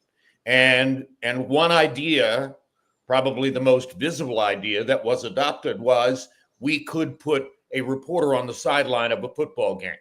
And that led to a national talent hunt that went on in the spring of 1974, in which they interviewed 432 college age or close to college age students to anoint somebody to be the first person to stand on the sideline with a camera and a microphone. They wound up choosing 2 of us, me and a young man from Stanford named Don Tollefson. And together we pioneered that adventure in the fall of 1974, which was coincidentally the same year that Keith Jackson replaced Chris Schenkel as the play-by-play voice of college football. So there were several changes on the college football telecast that year. But by the second year, even though they had said that they were going to conduct a talent hunt every year and there would be a new guinea pig for the role every year, etc., that, of course, didn't happen. By the second year, they had sent Don Tollefson to a local station in Philadelphia, the best local station in the country for local news ratings, WPVI. And I was back not terribly happy about it for a second year on the sidelines. And then I did a third year on the sidelines until I finally screamed and yelled loud enough to get something else to do. And that became fourth regional college football games, doing play-by-play, and learning how to do play-by-play for all the crazy wide world of sports segments, the wrist wrestling, the log jumping, the barrel rolling, et cetera, all the senior announcers, Hall of Fame types who were ahead of me in the rotation had all gone and done those events once or twice. I was the person who wound up having to do them 4 times, 5 times, Hayward, Wisconsin for the wrist wrestling, Central Islip, New York for the motorcycles. The demolition derby, Holbrook, Illinois for the motorcycles on ice. I did all that stuff for years until I screamed and yelled about that enough to begin to get better wide world assignments and go forward with my career.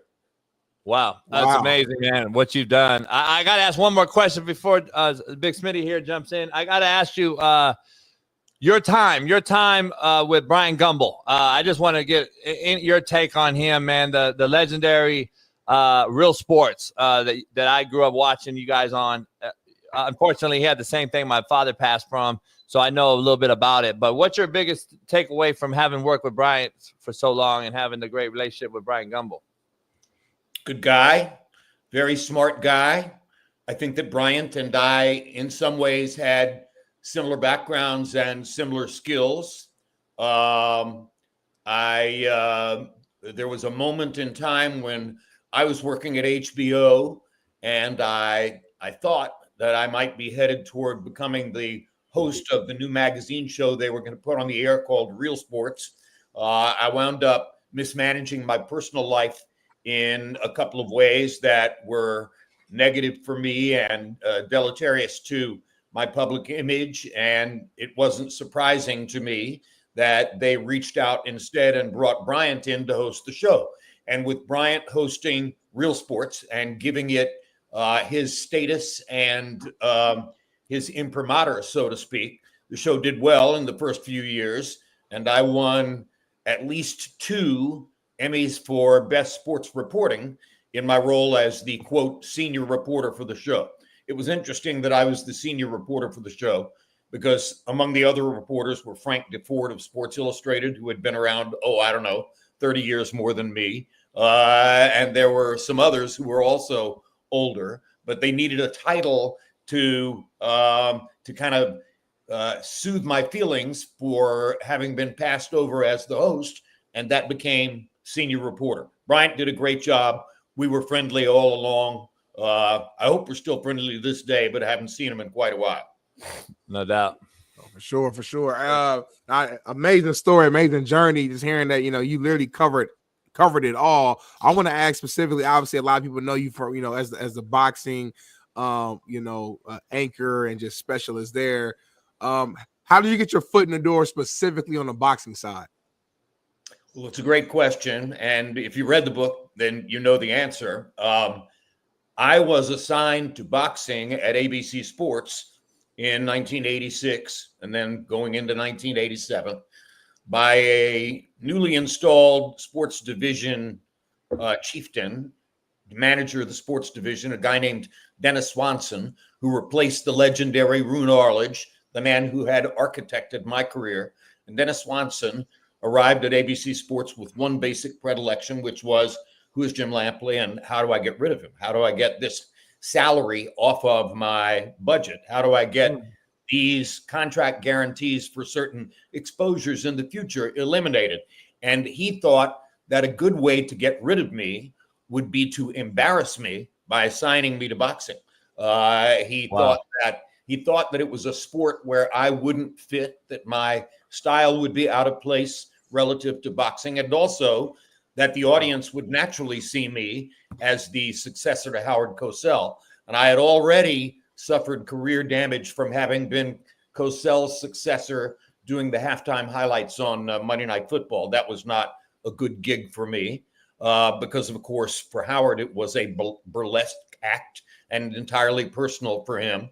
So that had damaged me. And Swanson, thinking that he could embarrass me enough to get rid of me, assigned me to boxing. He didn't pay much attention to the fact that the division had just signed a get-acquainted, look-see contract with a 19-year-old heavyweight from New York whose name was Mike Tyson.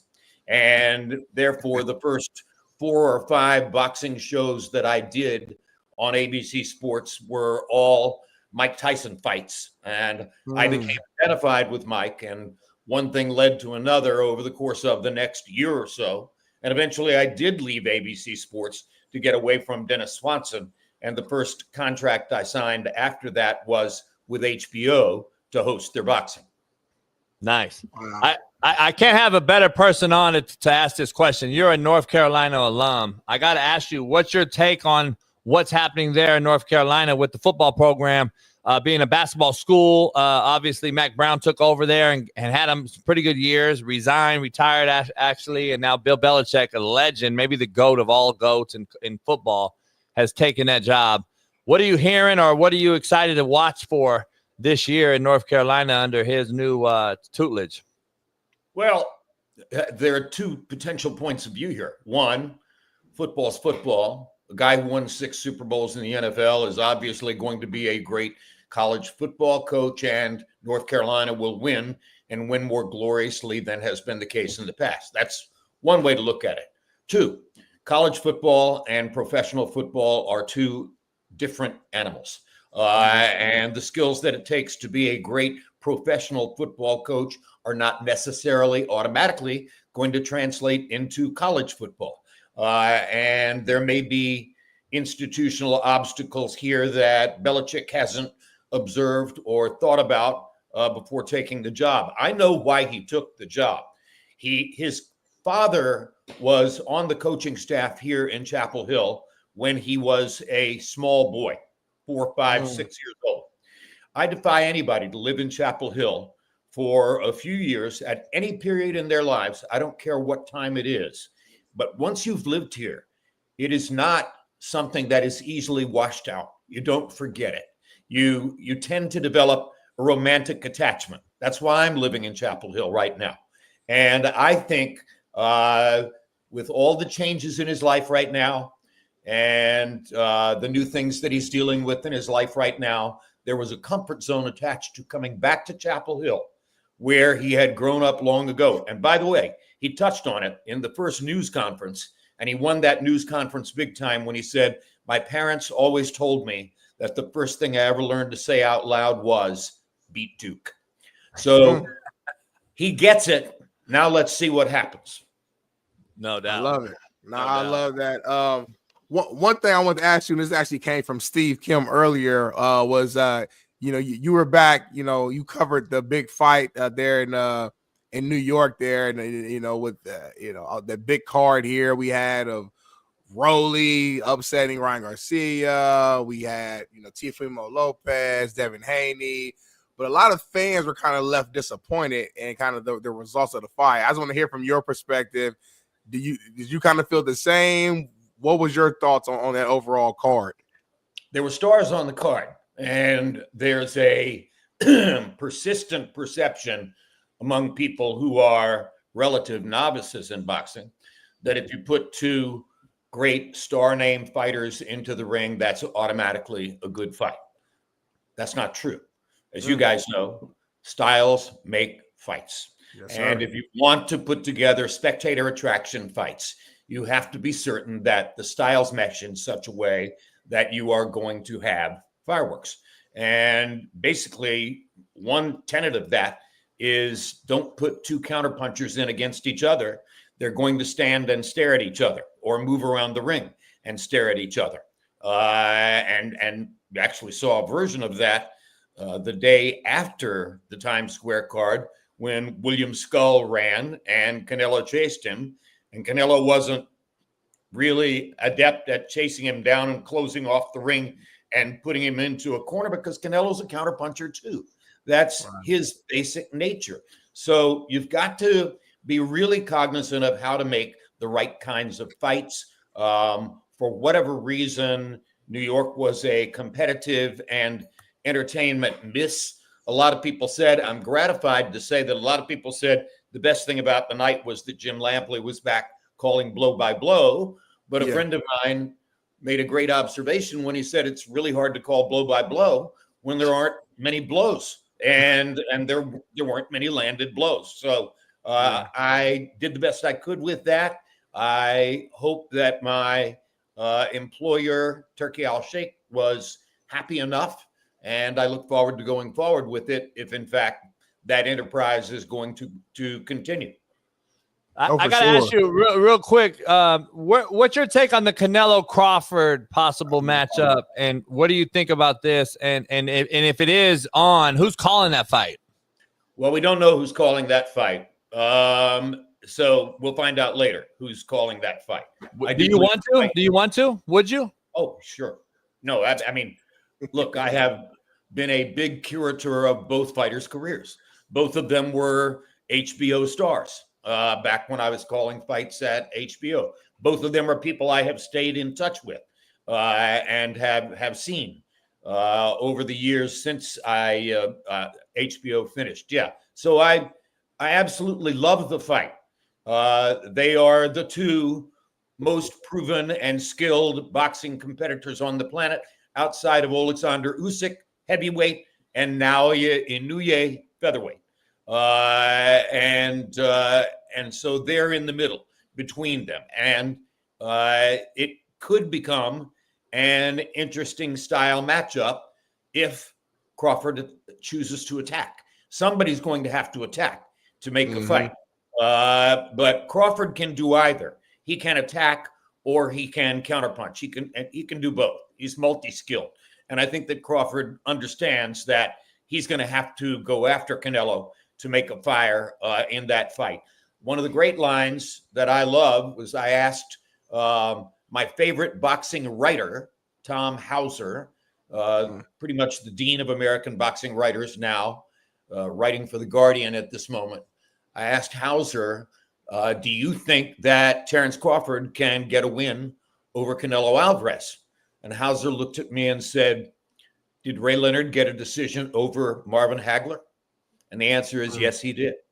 And the logical precept is if Ray Leonard could get a decision over Marvin Hagler, there's no reason that Terence Crawford, more active, more vibrant, might get a decision over Canelo Alvarez. It's possible. And they're both great fighters, and I'm really looking forward to the fight. Hope you get that nod. I would love to hear your voice call that one. No, we both would. I mean, I feel like it has to happen. You know, legendary fight, legendary, analysts here and anchors. I mean, it only makes sense. Let me ask you this. In the event that Terence Crawford does go out there and win, what does that do for his legacy? Well, it's enormous. I mean, that would be the biggest scalp on his resume. And, of course, because of the size differential, Crawford now going up 14 pounds in weight. If you look at the last year or so, it's really going up 21 pounds in weight. Because of the size differential, almost nobody favors Terence. So if he makes it a great fight, he's probably, in the eyes of the public, a winner already. If he happens to get a decision or somehow hurt Canelo, which nobody's ever been able to do, by the way, that would be a tremendous feather in his cap. Canelo Alvarez has the best punch resistance, pound for pound, of anybody in boxing. In all of his long career, he has only suffered one official knockdown. And that was a moment when he got knocked back into the ropes by a shot to the upper chest, and he bounced off the ropes and lost his balance and fell down. The referee very technically ruled that the ropes had held him up, so that became officially a knockdown. Nobody has ever put Canelo on his back or laid him out on the canvas. And I believe that's because his legs are the strongest legs in boxing. It's also what gives him his body punching power. So Canelo is the logical favorite in the fight. But can Crawford win it? Oh, heck yes. Crawford is one of the most resourceful and competitively mean-spirited in a productive way fighters that I've ever known. Interesting. I got to ask you a question. I got a couple quick ones for you. I want to hold you. I can't thank you enough. that history behind your head right there is probably, I don't know, maybe the greatest history lesson for a lot of the chat in here that's watching. What's your favorite all time? Either you called it or saw it fight. Well, I called both the Arturo Gatti versus Mickey Ward trilogy. Pick any of the 3 fights, especially 1 and 2. And I called the entire Marco Antonio Barrera versus Eric Morales tragedy or trilogy, I should say. Yeah. Pick any of the 3 fights, especially the first. And you know, those 6 fights stand out very starkly in my resume and my memory. And then if you want to go to heavyweight, I called the entire Riddick Bowe versus Evander Holyfield trilogy. So I've been very blessed and very gifted in terms of the fights that I've seen and the fights that I've called. There are way too many great ones to isolate any 1 or 2 and say those are the most memorable. Watching my buddy George Foreman knock out Michael Moore to win the heavyweight championship at age 45, that created the title for my book. And watching Buster Douglas score what is still seen as the biggest upset in boxing history, beating Mike Tyson February 10, 1990 in Tokyo. These are all precious memories that belong to me because I had the gift of being HBO's blow-by-blow commentator and calling those fights.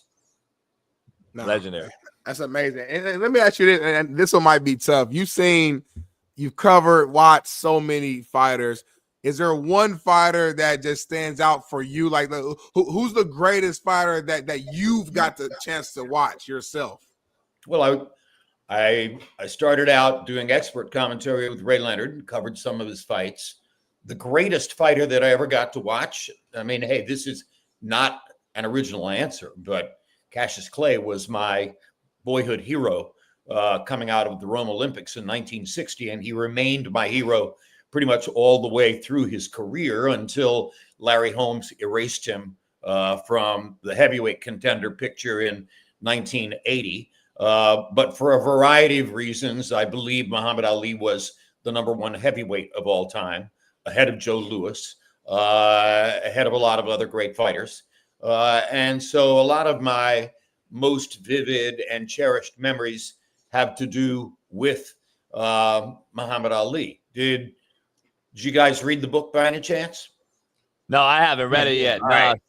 Steve Kim was reading it, and he told me us the book, so we got to get it. Yes, he said he made it funny. There's an anecdote in the book that everyone should check out. All of your listeners. I'm not going to give it away, but there's an anecdote in the book about what I call the greatest line of boxing commentary ever issued during a fight, and it isn't something that I said. And it isn't something that Merchant said, or that Max said, or that Roy said, or that Emmanuel said, or Foreman said. It is a line delivered by a highly counterintuitive source. And it took place during the latter stages of Muhammad Ali against Larry Holmes in 1980.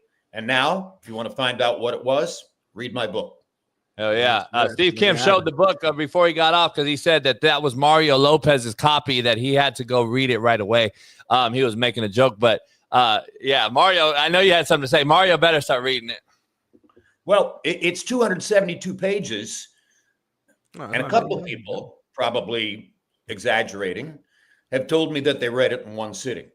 So either it's simple-minded and very easy to read, or a couple of people have gotten engaged enough that they read it all the way through in one sitting, or at least they feel comfortable making that claim.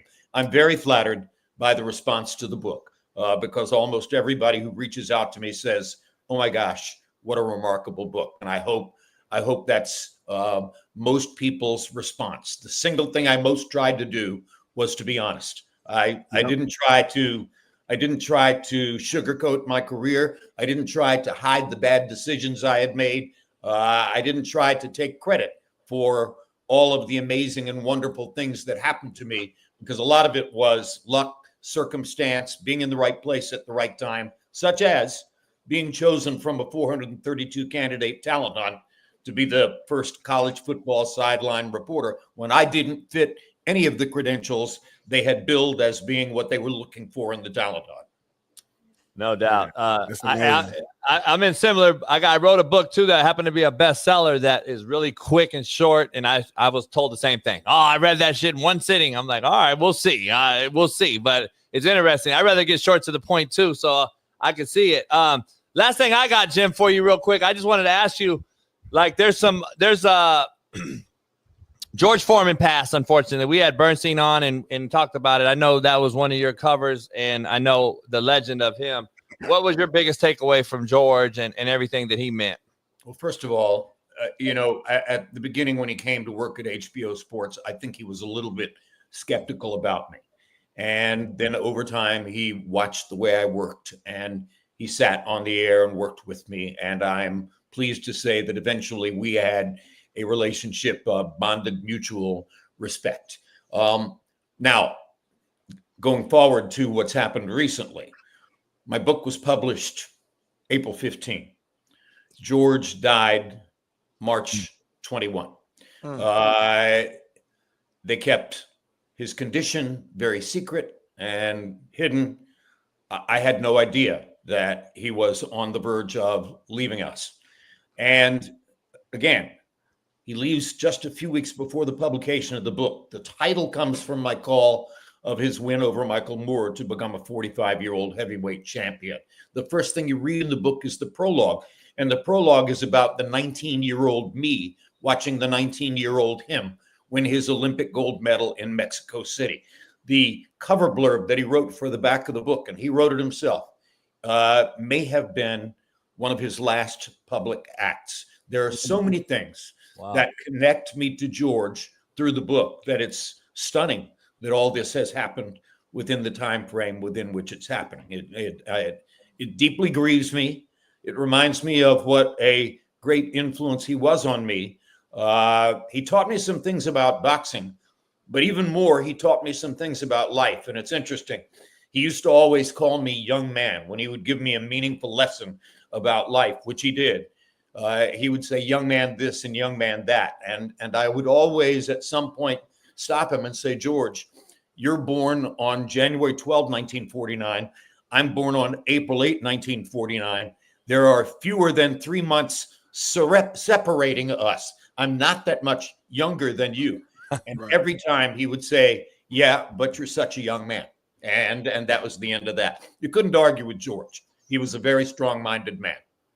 No doubt. Legend, man. Rest in peace. Legendary guy. Smitty got one last question. We'll get you out of here, Jim. I can't thank you enough, man. Yes, yes, sir. Again, thank you so much. Another legend we just heard in the boxing news is making a comeback. Manny Pacquiao is coming out of retirement to fight again. I just want to get your just response. Are you as shocked as I am that he's coming out, or did you kind of almost expect this? I'm not shocked. I'm never shocked. Okay.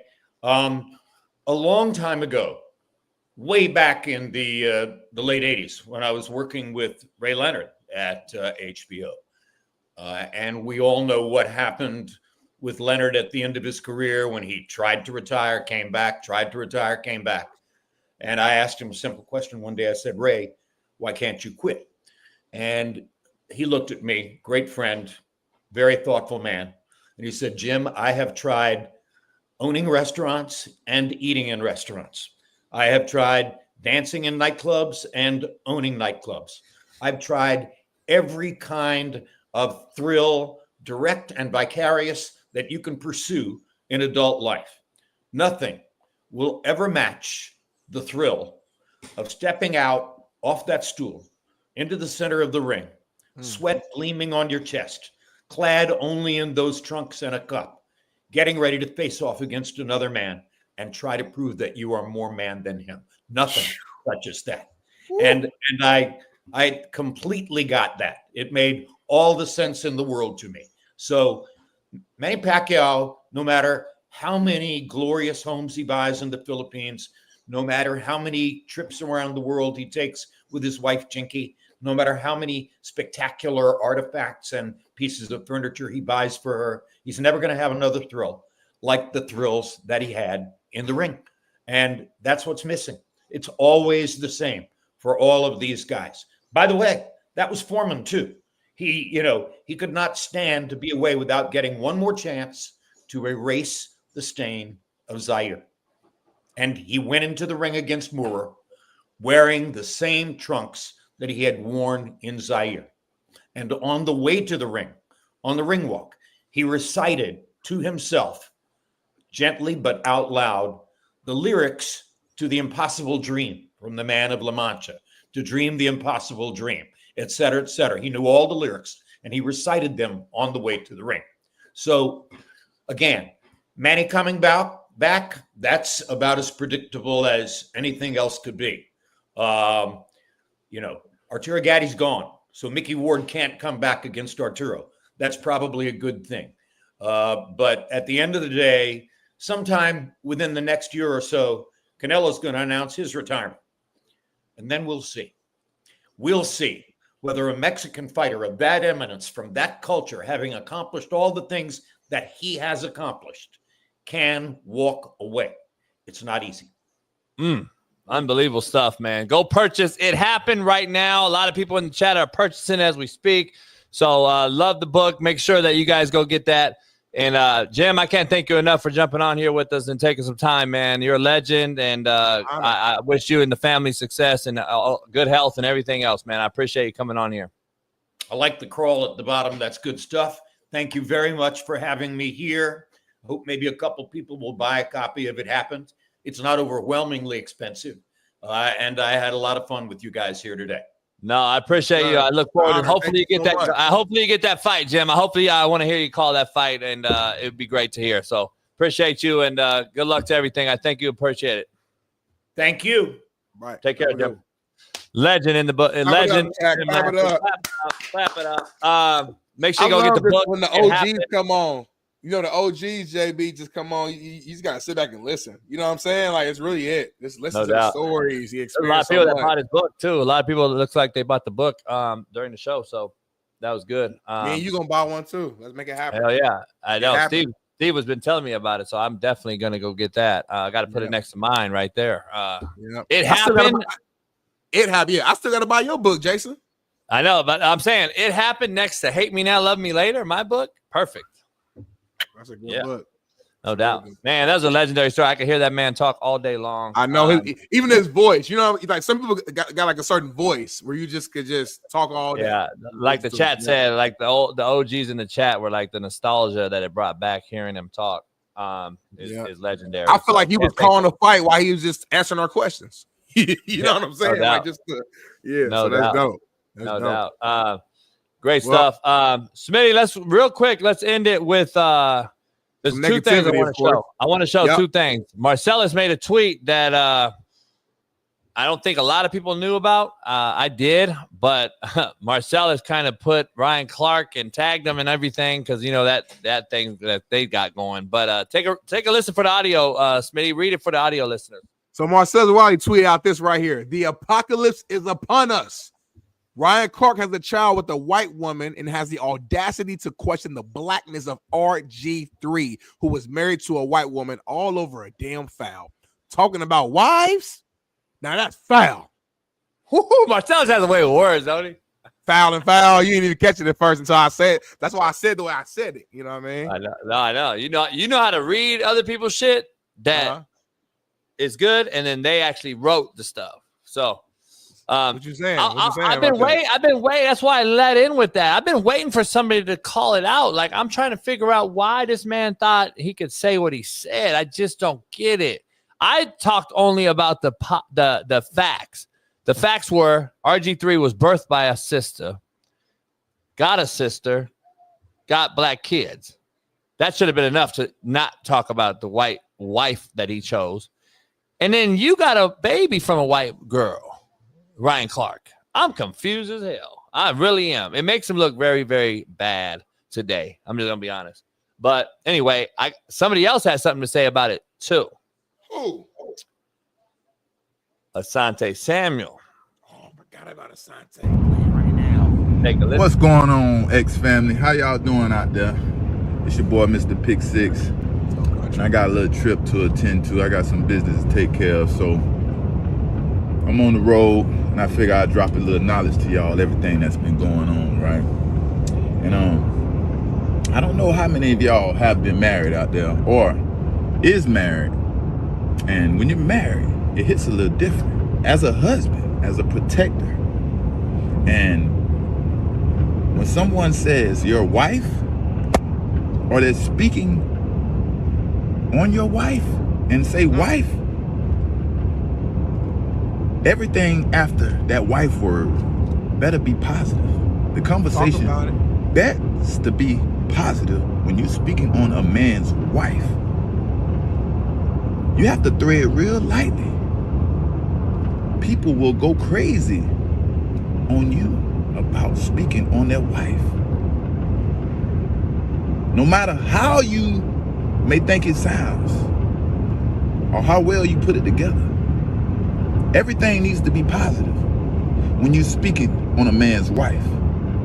Yeah, don't let that go over your head. And we're gonna leave it right there because you're playing a tricky game speaking on a man's wife. Oh man, when you're right, Asante. Asante don't fuck with Ryan either. I don't know if you know, his last few months, Asante been going at Ryan Clark as well because Ryan, that whole Dion thing. Well, remember the whole Dion thing? I disagree with Asante on the Dion thing, but that's okay. When you're right, you're right. Yeah. Like, you know, at the end of the day, and I said this earlier, I'm a married man, and anybody in the chat who's married, you understand this, man. Like it is like a little difference. Like people say, it ain't nothing different between being like having a girlfriend and then her being your wife. It is a different. It's like once you make that lifetime commitment, and you say those vows and you put it under God and you ask their parents and you tell their father, hey, I'm responsible for your daughter. It's just different. If you're a real man, it hits different. And he's 100% right. Like, don't even fix your lips to say my wife. Don't even say what. I don't want to hear the W-I in wife when you talking to me. Don't even mention it. Let me ask you something. You made a point earlier, like people do think they do their shit. They do their little shtick. They do that. His right now is race. All right. Race. I got to ask you, is that I guess a sword you want to fall on? Is that what you want to make? Because right now, let's be real. Like, we knew Ryan Clark was a really good player. He got in and he got into the media world, and then now he's known as one thing, a race baiter. Like, let's just be honest. That's number one right now in the forefront. When you talk about Ryan Clark, you talk about what he talks about, which is race all the time. Is that a sword that you want to fall on to make to your point, the clout you want to make to blow your brand up, I guess? Like, you and I fuck around and we disagree. We fuck around. I have these hot shitty, takes that shit talking and all that shit. We do our thing. I think we're unique in that, how we do it. His right now relevancy is race. I don't know how long you can survive that card in this space. I'm not sure what his like actual big goals are. End all. Yeah. Yeah. Like, to me, he definitely wants to be more than sports, though. I think that's obvious, right? Like, so like, I don't know if he wants to like Stephen A. become like the next Michael Strahan. Not saying like, again, Strahan didn't talk race, but no, I get you. You know what I'm saying? Like, being in like Strahan's bigger than just what he does. Everybody knows Strahan, so like maybe Clark's trying to go into that lane and discuss politics, discuss race, discuss sports, kind of be knowledgeable in so many different categories to where he becomes like a global brand. To me, like, that may be the route that he's trying to go. But again, I never met the man. I ain't talked to him. This is all just my guesses from evaluating what the content that he puts out. I do think he's talented. I think two things to be true. I think he's talented on the mic, but I do think that, again, for clicks and likes, and we all do it to some degree. I'm not like we put certain thumbnails together. We do certain topics because, again, you want that attraction. But I do feel like there's a line that you typically try not to cross, and he's crossing it. At least in this example, and there's been some previous examples as well, where it's like, dang, bro, like I get that this is your thing, like this is your bucket that you like to talk about, but when it's involving like somebody's wives or kids or whatever, like, we gotta chill. We gotta take a deep breath. We gotta think about what we're saying. It's like, I'm not about to cross that line, you know, and he knows that, because my thing is this. Question yourself, Ryan, if tables was turned and RG3 said what you said to him, but he said it to you and mentioned like your wife, and yeah, Ryan Clark only talks about, you know, his wife and how she's a black woman, and it's like he just loves her because she's black. I got a chance to meet your wife, and shoot, I think she's more than that. Based upon what I've seen from Ryan and the history of him arguing with people online and going at it with Marcellus and other analysts, I know he would be hot. So why would you put that same energy out towards RG3? That's my thing. It's the old adage: treat others the way you want to be treated. It's so simple, but it really is. It's really the truth. Like it goes back. Yeah, it goes back to like where we were taught when we were little. Like seriously, that's where we are right now. Like it goes back to when we were little and we actually were told this is what you say or not don't say. Literally, what I. and this is the point I was gonna make with that. Don't say shit unless it's good. Like, we're killing each other out here over words on social fucking media, homie. Like, why is it really over a fucking foul in a WNBA game, homie? That's what this is about. Viral global shit is being discussed between two brothers that played in the league and that were teammates, not only on the gridiron, but you mean at work? They were teammates at work, like same network. On the gridiron too.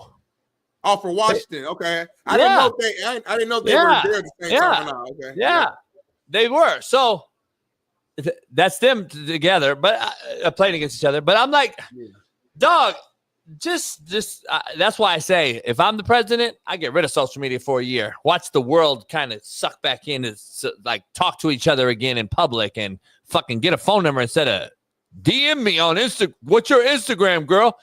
Get the fucking number. Like the only problem is that I would be broke and I would lose all my jobs. But other than that, I'm with you. Like we should do it. Like I would lose my job at Fox. I think it's a small sacrifice. Do the YouTube show, but it'd be cool. Yeah, sacrifice. It'd be cool. I think it's a small sacrifice for the for the bigger good. That's all I'm saying. Yeah, I'll be homeless and stuff. Look, I want a job, Ryan Clark's first kid is from a white girl. Yeah, I didn't know that. What's the common denominator? What? Fuck.